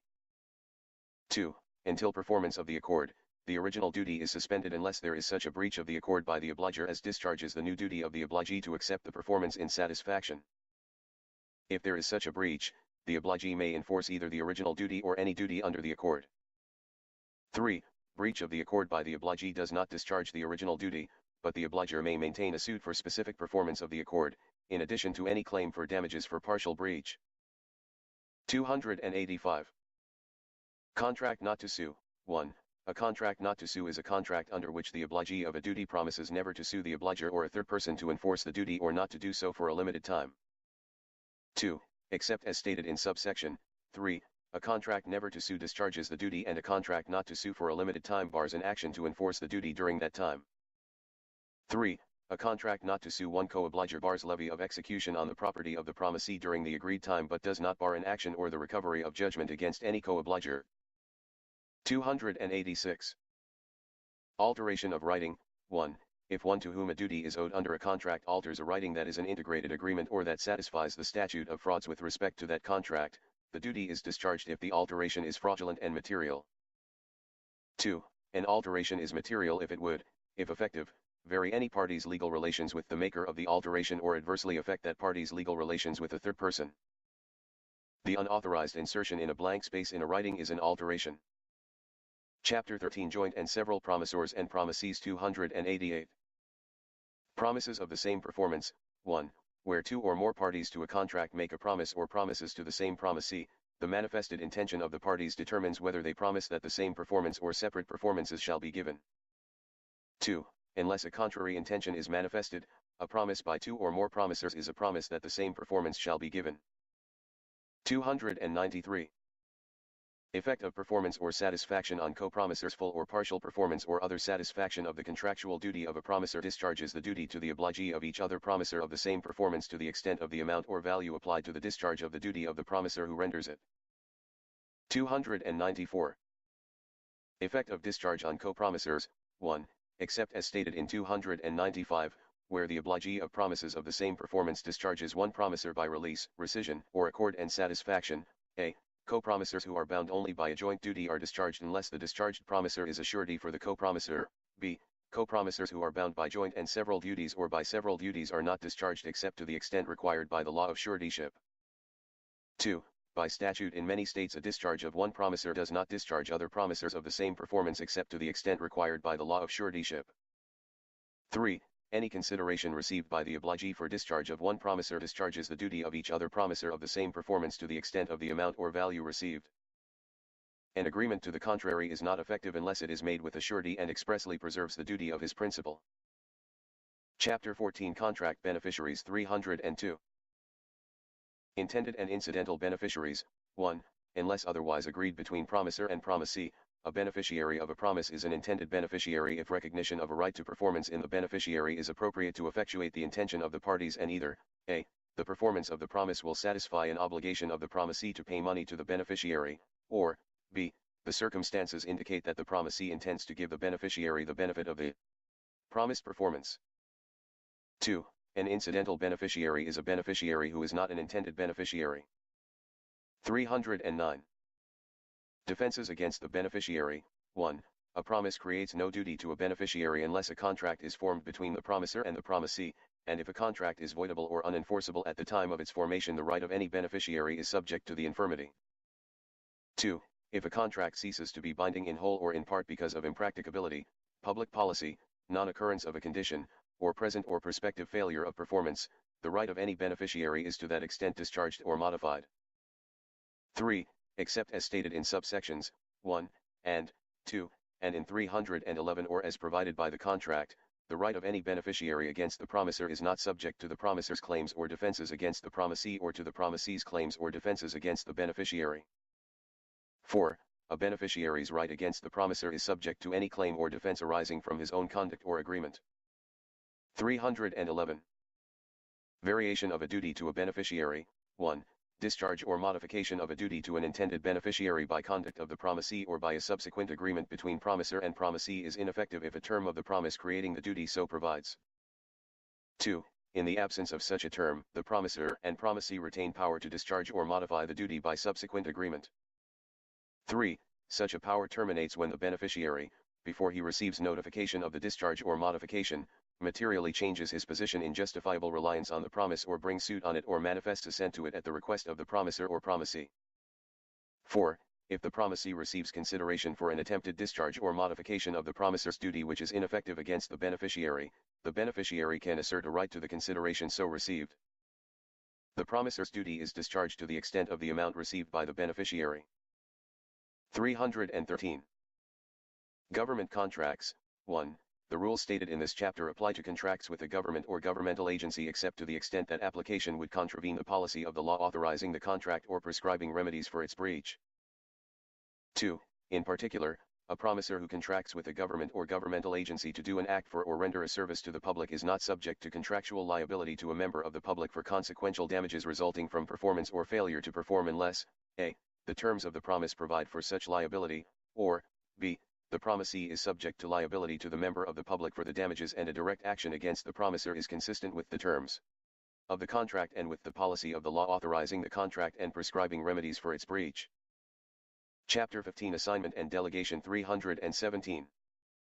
Assignment of a right. 1. An assignment of a right is a manifestation of the assignor's intention to transfer it, by virtue of which the assignor's right to performance by the obliger is extinguished in whole or in part and the assignee acquires a right to such performance. 2. A contractual right can be assigned unless a. the substitution of a right of the assignee for the right of the assignor would materially change the duty of the obliger, or materially increase the burden or risk imposed on him by his contract, or materially impair his chance of obtaining return performance, or materially reduce its value to him, or b. the assignment is forbidden by statute or is otherwise inoperative on grounds of public policy, or c. assignment is validly precluded by contract. 318. Delegation of performance of duty. 1. An obliger can properly delegate the performance of his duty to another unless the delegation is contrary to public policy or the terms of his promise. 2. Unless otherwise agreed, a promise requires performance by a particular person only to the extent that the obligee has a substantial interest in having that person perform or control the acts promised. 3.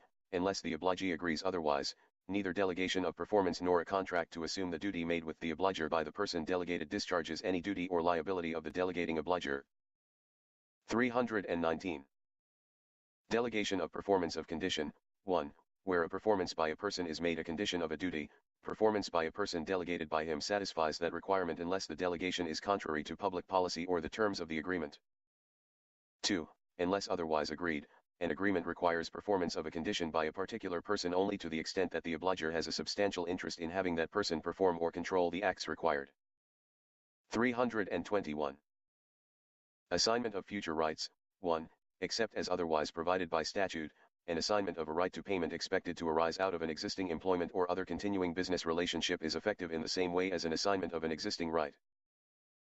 2. Except as otherwise provided by statute and as stated in subsection 1, a purported assignment of a right expected to arise under a contract not in existence operates only as a promise to assign the right when it arises and as a power to enforce it. 322. Contractual prohibition of assignment. 1. Unless the circumstances indicate the contrary, a contract term prohibiting assignment of the contract bars only the delegation to an assignee of the performance by the assignor of a duty or condition. 2. A contract term prohibiting assignment of rights under the contract, unless a different intention is manifested, a. does not forbid assignment of a right to damages for breach of the whole contract or a right arising out of the assignor's due performance of his entire obligation, b. gives the obliger a right to damages for breach of the terms forbidding assignment but does not render the assignment ineffective, c. is for the benefit of the obliger, and does not prevent the assignee from acquiring rights against the assignor or the obliger from discharging his duty as if there were no such prohibition. 328. Interpretation of words of assignment, effect of acceptance of assignment. 1. Unless the language or the circumstances indicate the contrary, as in an assignment for security, an assignment of the contract or of all my rights under the contract or an assignment in similar general terms is an assignment of the assignor's rights and a delegation of his unperformed duties under the contract. 2. Unless the language or the circumstances indicate the contrary, the acceptance by an assignee of such an assignment operates as a promise to the assignor to perform the assignor's unperformed duties, and the obliger of the assigned rights is an intended beneficiary of the promise. Caveat: the Institute expresses no opinion as to whether the rule stated in subsection 2 applies to an assignment by a purchaser of his rights under a contract for the sale of land. 331. Partially effective assignments. An assignment may be conditional, revocable, or voidable by the assignor, or unenforceable by virtue of a statute of frauds. 332.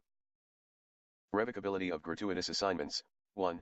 Unless a contrary intention is manifested, a gratuitous assignment is irrevocable if a. the assignment is in a writing either signed or under seat that is delivered by the assignor, or b. the assignment is accompanied by delivery of a writing of a type customarily accepted as a symbol or as evidence of the right assigned. 2. Except as stated in the section, a gratuitous assignment is revocable and the right of the assignee is terminated by the assignor's death or incapacity, by a subsequent assignment by the assignor, or by notification from the assignor received by the assignee or by the obliger.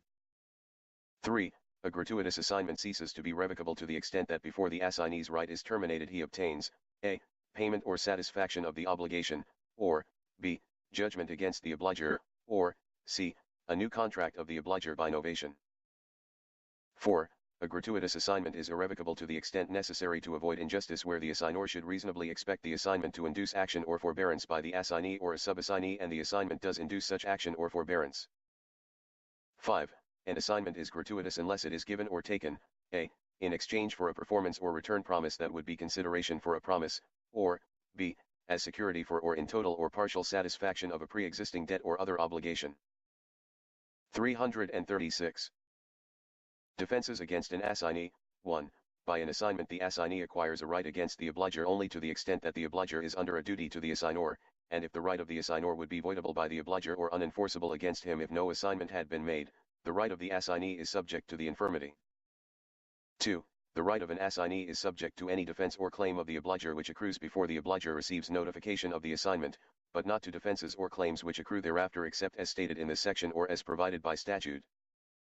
3. Where the right of an assignor is subject to discharge or modification in whole or in part by impracticability, public policy, non-occurrence of a condition, or present or prospective failure of performance by an obligee, the right of the assignee is to that extent subject to discharge or modification even after the obliger receives notification of the assignment. 4.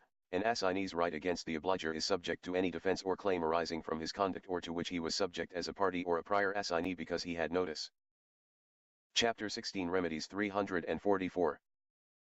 Purposes of remedies. Judicial remedies under the rules stated in this restatement serve to protect one or more of the following interests of a promisee: a. his expectation interest, which is his interest in having the benefit of his bargain by being put in as good a position as he would have been in had the contract been performed; b. his reliance interest, which is his interest in being reimbursed for loss caused by reliance on the contract by being put in as good a position as he would have been in had the contract not been made; or c. his restitution interest, which is his interest in having restored to him any benefit that he has conferred on the other party. 346. Availability of damages. 1. The injured party has a right to damages for any breach by a party against whom the contract is enforceable unless the claim for damages has been suspended or discharged. 2. If the breach caused no loss or if the amount of the loss is not proved under the rules stated in this chapter, a small sum fixed without regard to the amount of loss will be awarded as nominal damages. 347. Measure of damages in general subject to the limitations stated in 350 to 53, the injured party has a right to damages based on his expectation interest as measured by a. the loss in the value to him of the other party's performance caused by its failure or deficiency, plus b. any other loss, including incidental or consequential loss, caused by the breach, less c. any cost or other loss that he has avoided by not having to perform. 348. Alternatives to loss in value of performance. 1. If a breach delays the use of property and the loss in value to the injured party is not proved with reasonable certainty, he may recover damages based on the rental value of the property or on interest on the value of the property. 2. If a breach results in defective or unfinished construction and the loss in value to the injured party is not proved with sufficient certainty, he may recover damages based on a. the diminution in the market price of the property caused by the breach, or b. the reasonable cost of completing performance or of remedying the defects if that cost is not clearly disproportionate to the probable loss in value to him. 3. If a breach is of a promise conditioned on a fortuitous event and it is uncertain whether the event would have occurred had there been no breach, the injured party may recover damages based on the value of the conditional right at the time of breach. 349. Damages based on reliance interest as an alternative to the measure of damages stated in 347, the injured party has a right to damages based on his reliance interest, including expenditures made in preparation for performance or in performance, less any loss that the party in breach can prove with reasonable certainty the injured party would have suffered had the contract been performed. 350. Avoidability as a limitation on damages. 1. Except as stated in subsection 2, damages are not recoverable for loss that the injured party could have avoided without undue risk, burden, or humiliation.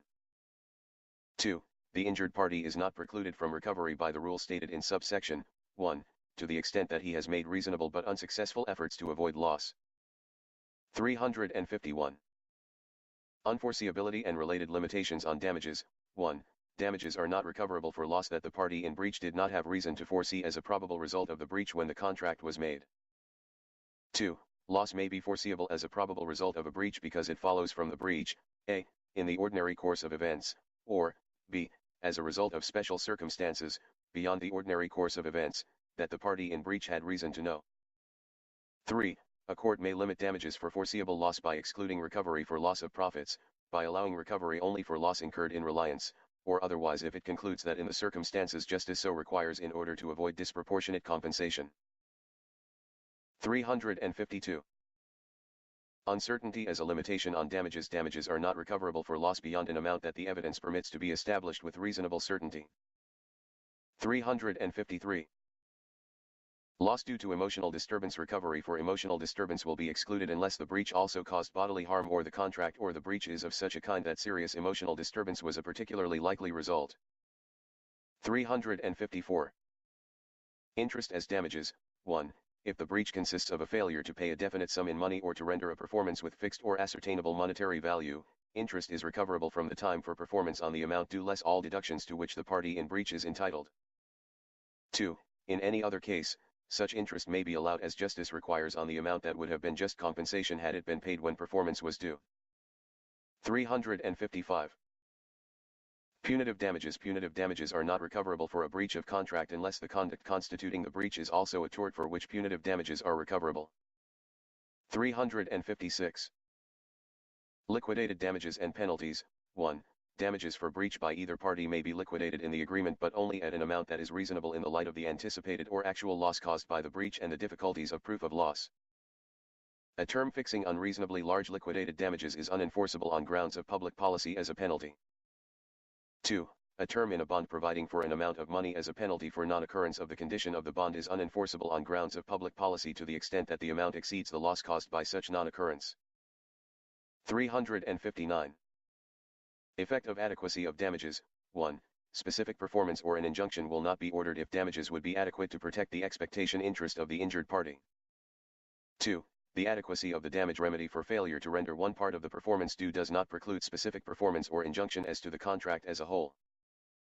3. specific performance or an injunction will not be refused merely because there is a remedy for breach other than damages, but such a remedy may be considered in exercising discretion under the rule stated in 357. 360. Factors affecting adequacy of damages. In determining whether the remedy in damages would be adequate, the following circumstances are significant: a. The difficulty of proving damages with reasonable certainty; b. The difficulty of procuring a suitable substitute performance by means of money awarded as damages; and c. The likelihood that an award of damages could not be collected. 370. Requirement that benefit be conferred. A party is entitled to restitution under the rules stated in this restatement only to the extent that he has conferred a benefit on the other party by way of part performance or reliance. 371. Measure of restitution interest. If a sum of money is awarded to protect a party's restitution interest, it may, as justice requires, be measured by either a. The reasonable value to the other party of what he received in terms of what it would have cost him to obtain it from a person in the claimant's position, or b. The extent to which the other party's property has been increased in value or his other interests advanced. 373. Restitution when other party is in breach: 1. Subject to the rule stated in subsection 2. On a breach by non-performance that gives rise to a claim for damages for total breach, or on a repudiation, the injured party is entitled to restitution for any benefit that he has conferred on the other party by way of part performance or reliance. 2. The injured party has no right to restitution if he has performed all of his duties under the contract and no performance by the other party remains due other than payment of a definite sum of money for that performance. 374.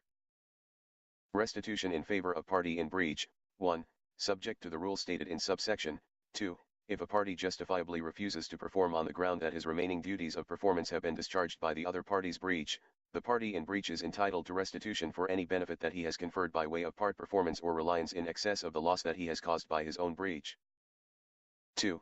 To the extent that, under the manifested assent of the parties, a party's performance is to be retained in the case of breach, that party is not entitled to restitution if the value of the performance as liquidated damages is reasonable in the light of the anticipated or actual loss caused by the breach and the difficulties of proof of loss. 375. Restitution when contract is within statute of frauds. A party who would otherwise have a claim in restitution under a contract is not barred from restitution for the reason that the contract is unenforceable by him because of the statute of frauds unless the statute provides otherwise or its purpose would be frustrated by allowing restitution. 376.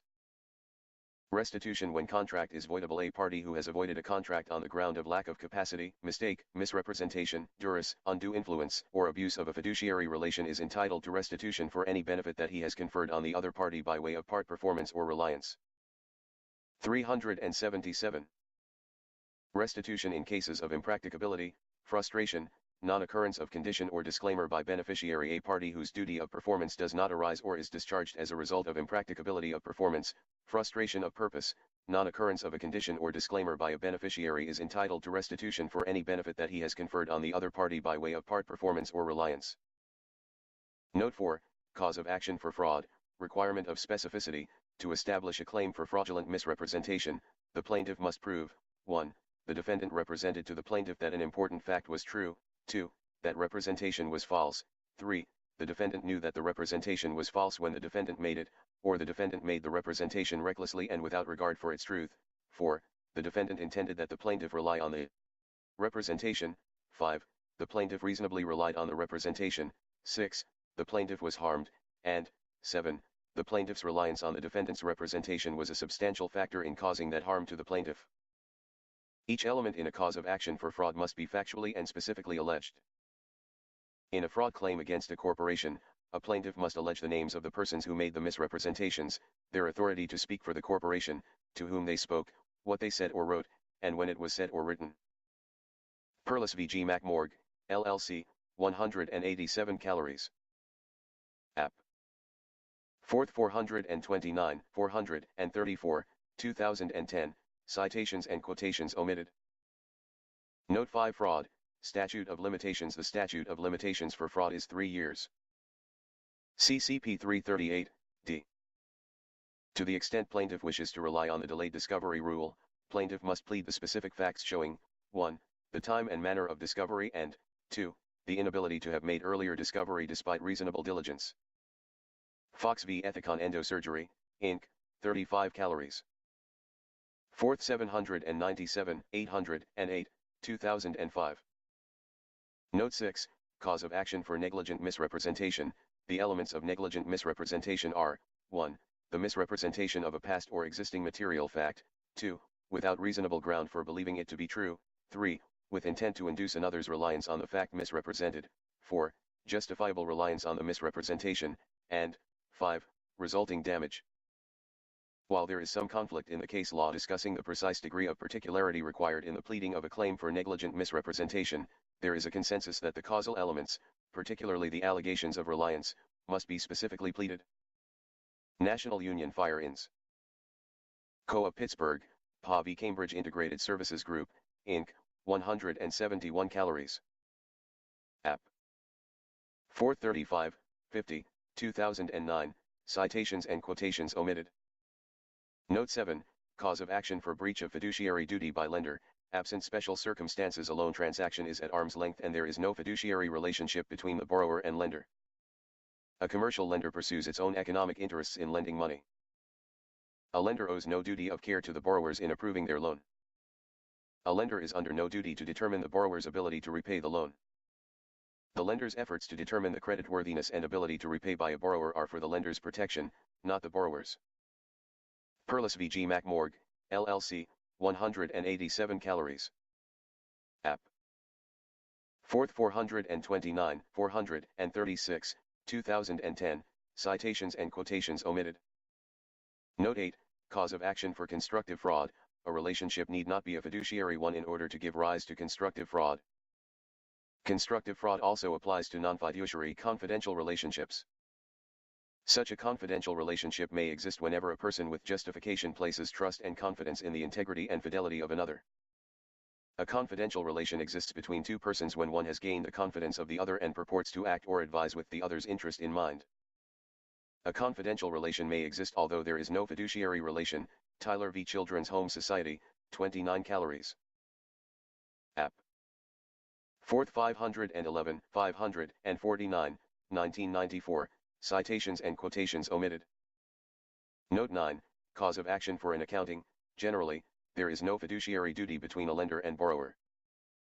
Perlis v. G. McMorg, LLC, 187 calories. App.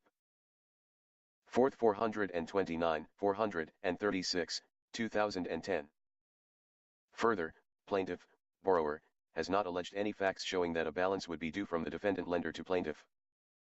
St. James Church of Christ Holiness v. Superior Court, 135 calories. App.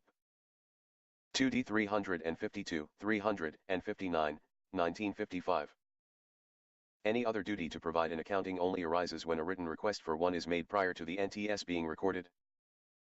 CCC 2943, c.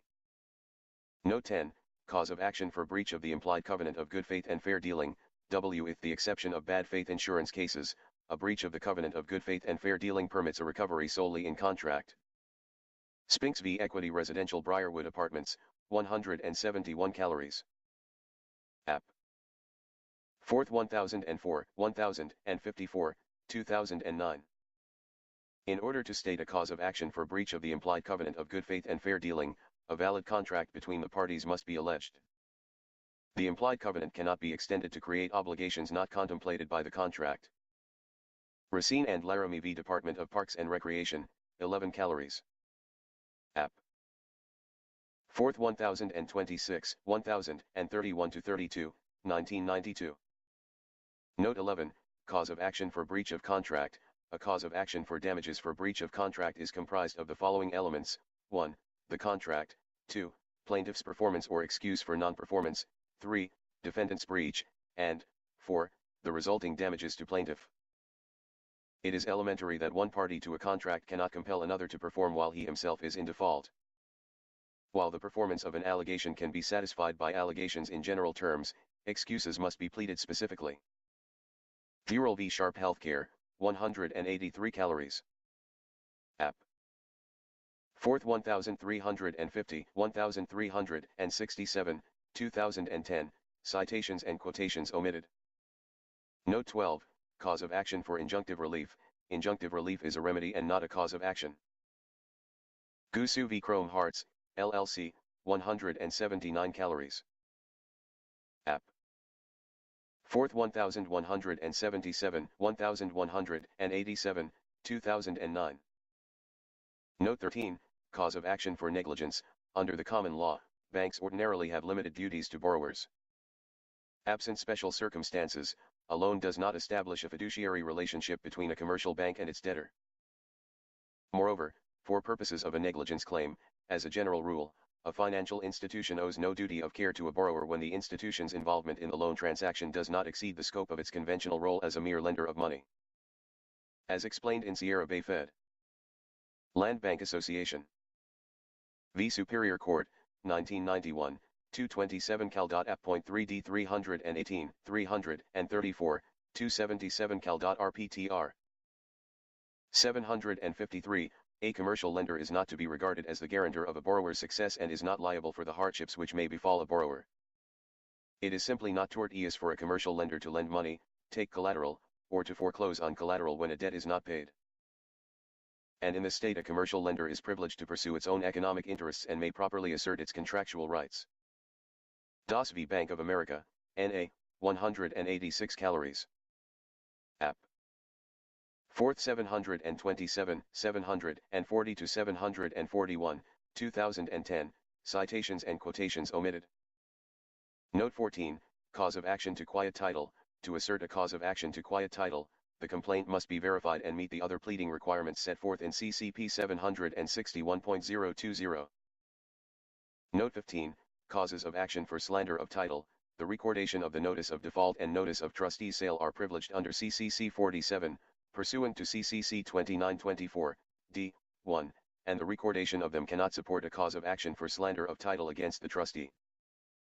Moreover, in performing acts required by the article governing non-judicial foreclosures, the trustee shall incur no liability for any good faith error resulting from reliance on information provided in good faith by the beneficiary regarding the nature and the amount of the default under the secured obligation, deed of trust, or mortgage. In performing the acts required by the article governing non-judicial foreclosures, a trustee shall not be subject to the Rosenthal Fair Debt Collection Practices Act. CCC 2924, B. Note 16, cause of action for violation of Civil Code 1632, Section 1632, by its terms, does not apply to loans secured by real property. CCC 1632, B. Note 17, possession of the original promissory note. Under Civil Code Section 2924, no party needs to physically possess the promissory note. C. Caros v. NDEX West, LLC, 2009 WL 385855, SD Cal. 2009, citing CCC 2924, A.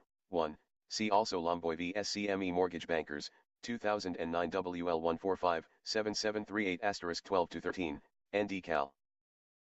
2009, under California law, a trustee need not possess a note in order to initiate foreclosure under a deed of trust.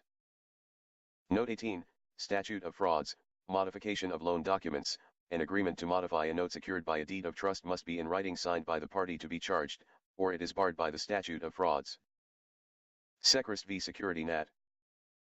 Morgue. Loan Trust 2002-2, 167 calories. App.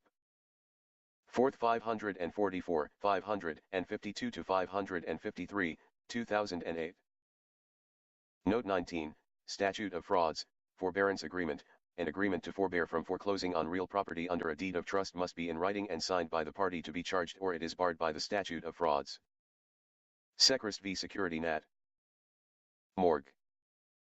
Loan Trust 2002-2, 167 calories. App. 4th 544, 552 to 553, 2008. Note 20, Tender.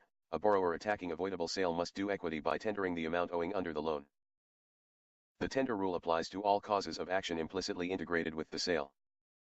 Arnold's Management Corp. v. Ishan, 158 calories. App. 3D 575, 579, 1984. Note 21, cause of action for violation of Business and Professor Code 17200, the UCL does not proscribe specific activities, but broadly prohibits any unlawful, unfair, or fraudulent business act or practice and unfair, deceptive, untrue or misleading advertising. The UCL governs anti-competitive business practices as well as injuries to consumers, and has as a major purpose the preservation of fair business competition. By proscribing any unlawful business practice, Section 17,200 borrows violations of other laws and treats them as unlawful practices that the unfair competition law makes independently actionable.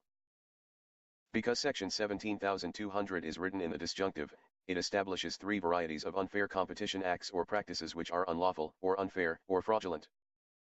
In other words, a practice is prohibited as unfair or deceptive even if not unlawful and vice versa. Puentes v. Wells Fargo Home Morgue, Inc., 160 calories. App.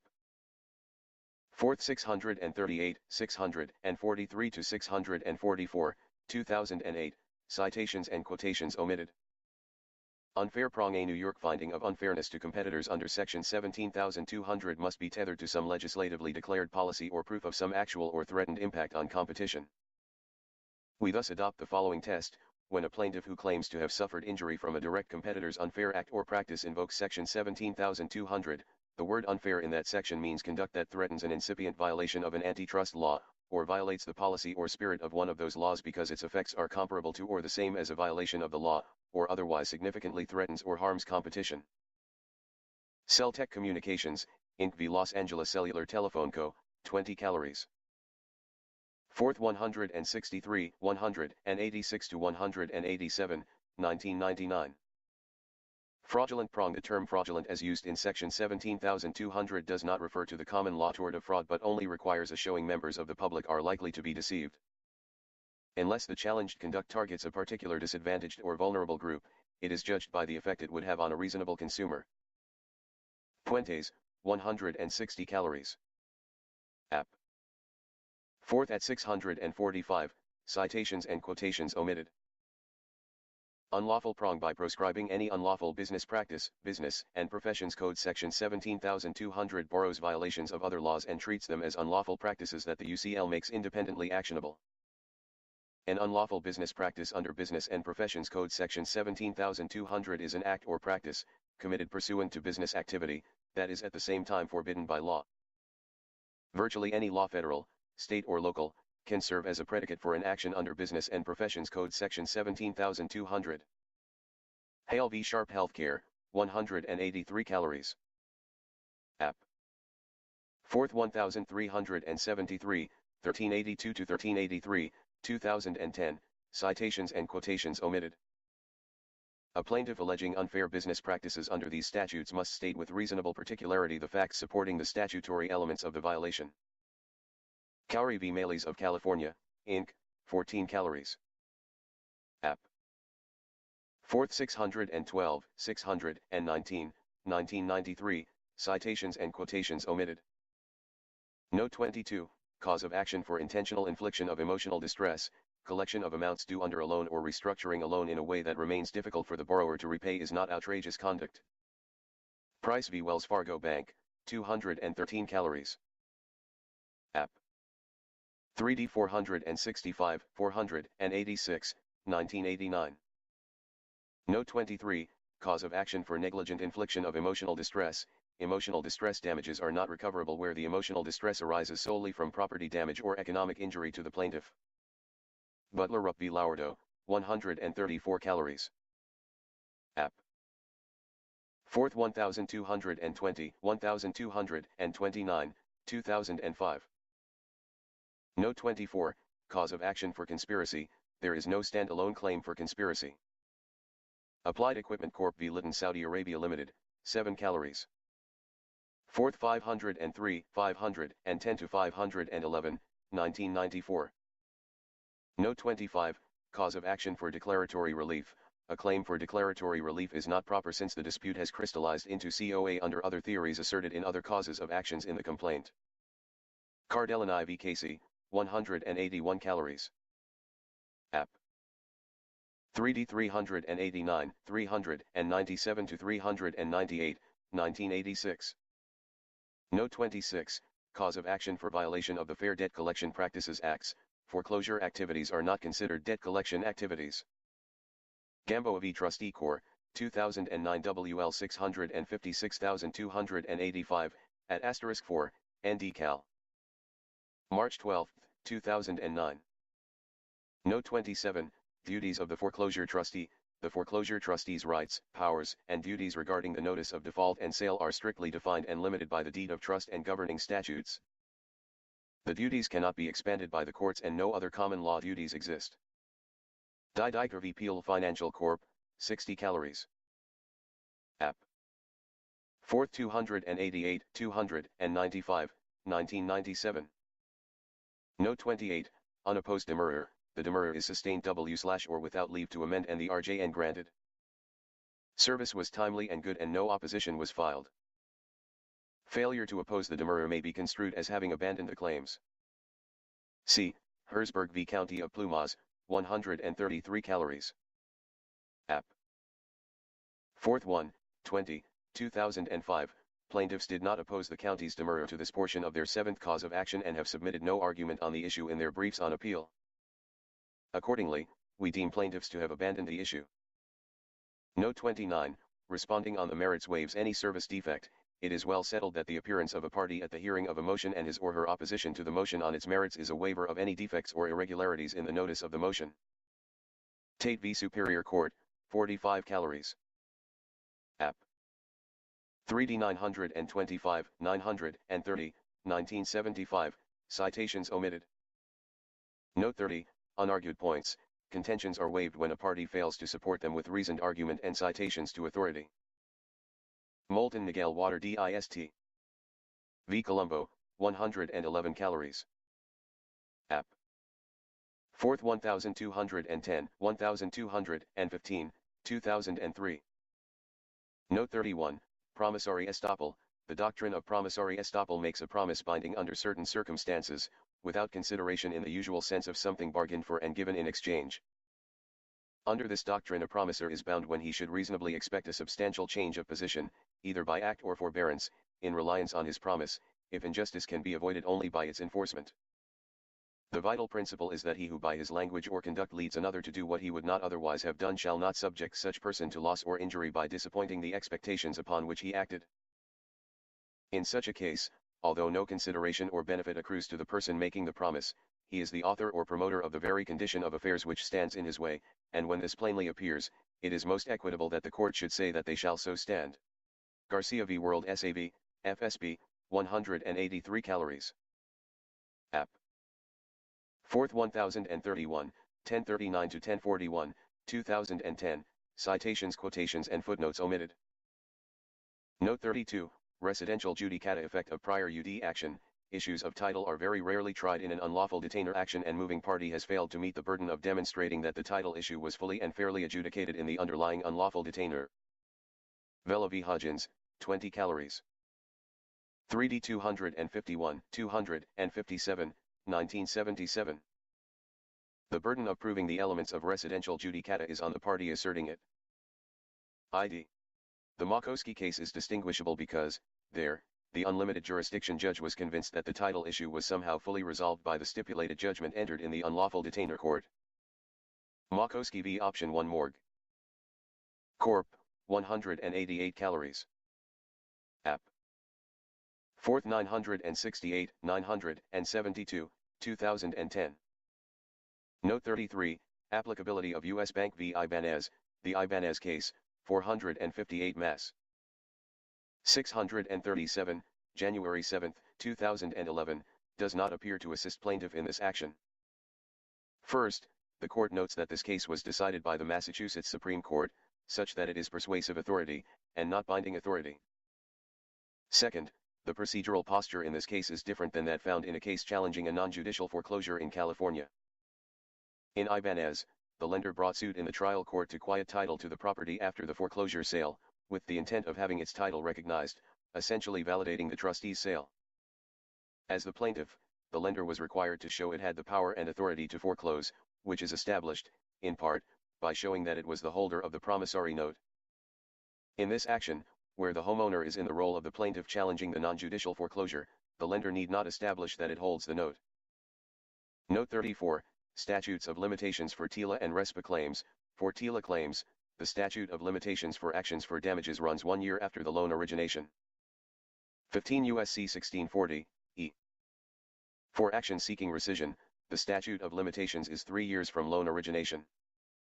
15 U.S.C. 1635, f. For RESPA, actions brought for lack of notice of change of loan servicer have a statute of limitation of 3 years from the date of the occurrence, and actions brought for payment of kickbacks for real estate settlement services, or the conditioning of the sale on selection of certain title services have a statute of limitations of 1 year from the date of the occurrence. 12 U.S.C. 2614. Did we not just have the government announce the following? A. The main beneficiaries of the proposal would be J.P. Morgan Chase, the nation's largest bank with more than $2.4 trillion in assets, and Citigroup, the third largest U.S. bank with $1.8 trillion in assets, according to Federal Reserve data. B. Yet the Federal Reserve's records, according to Federal Reserve data, is that J.P. Morgan Chase and Citibank combined assets do not even total $400 billion, however the Department of Justice reports that their total worth is $4,200 trillion. A look at the complete financials as they exist in the custody of the custodian of records will help clear away any doubt as to the assets of the defendants, and we hereby attach those records within the body of this present.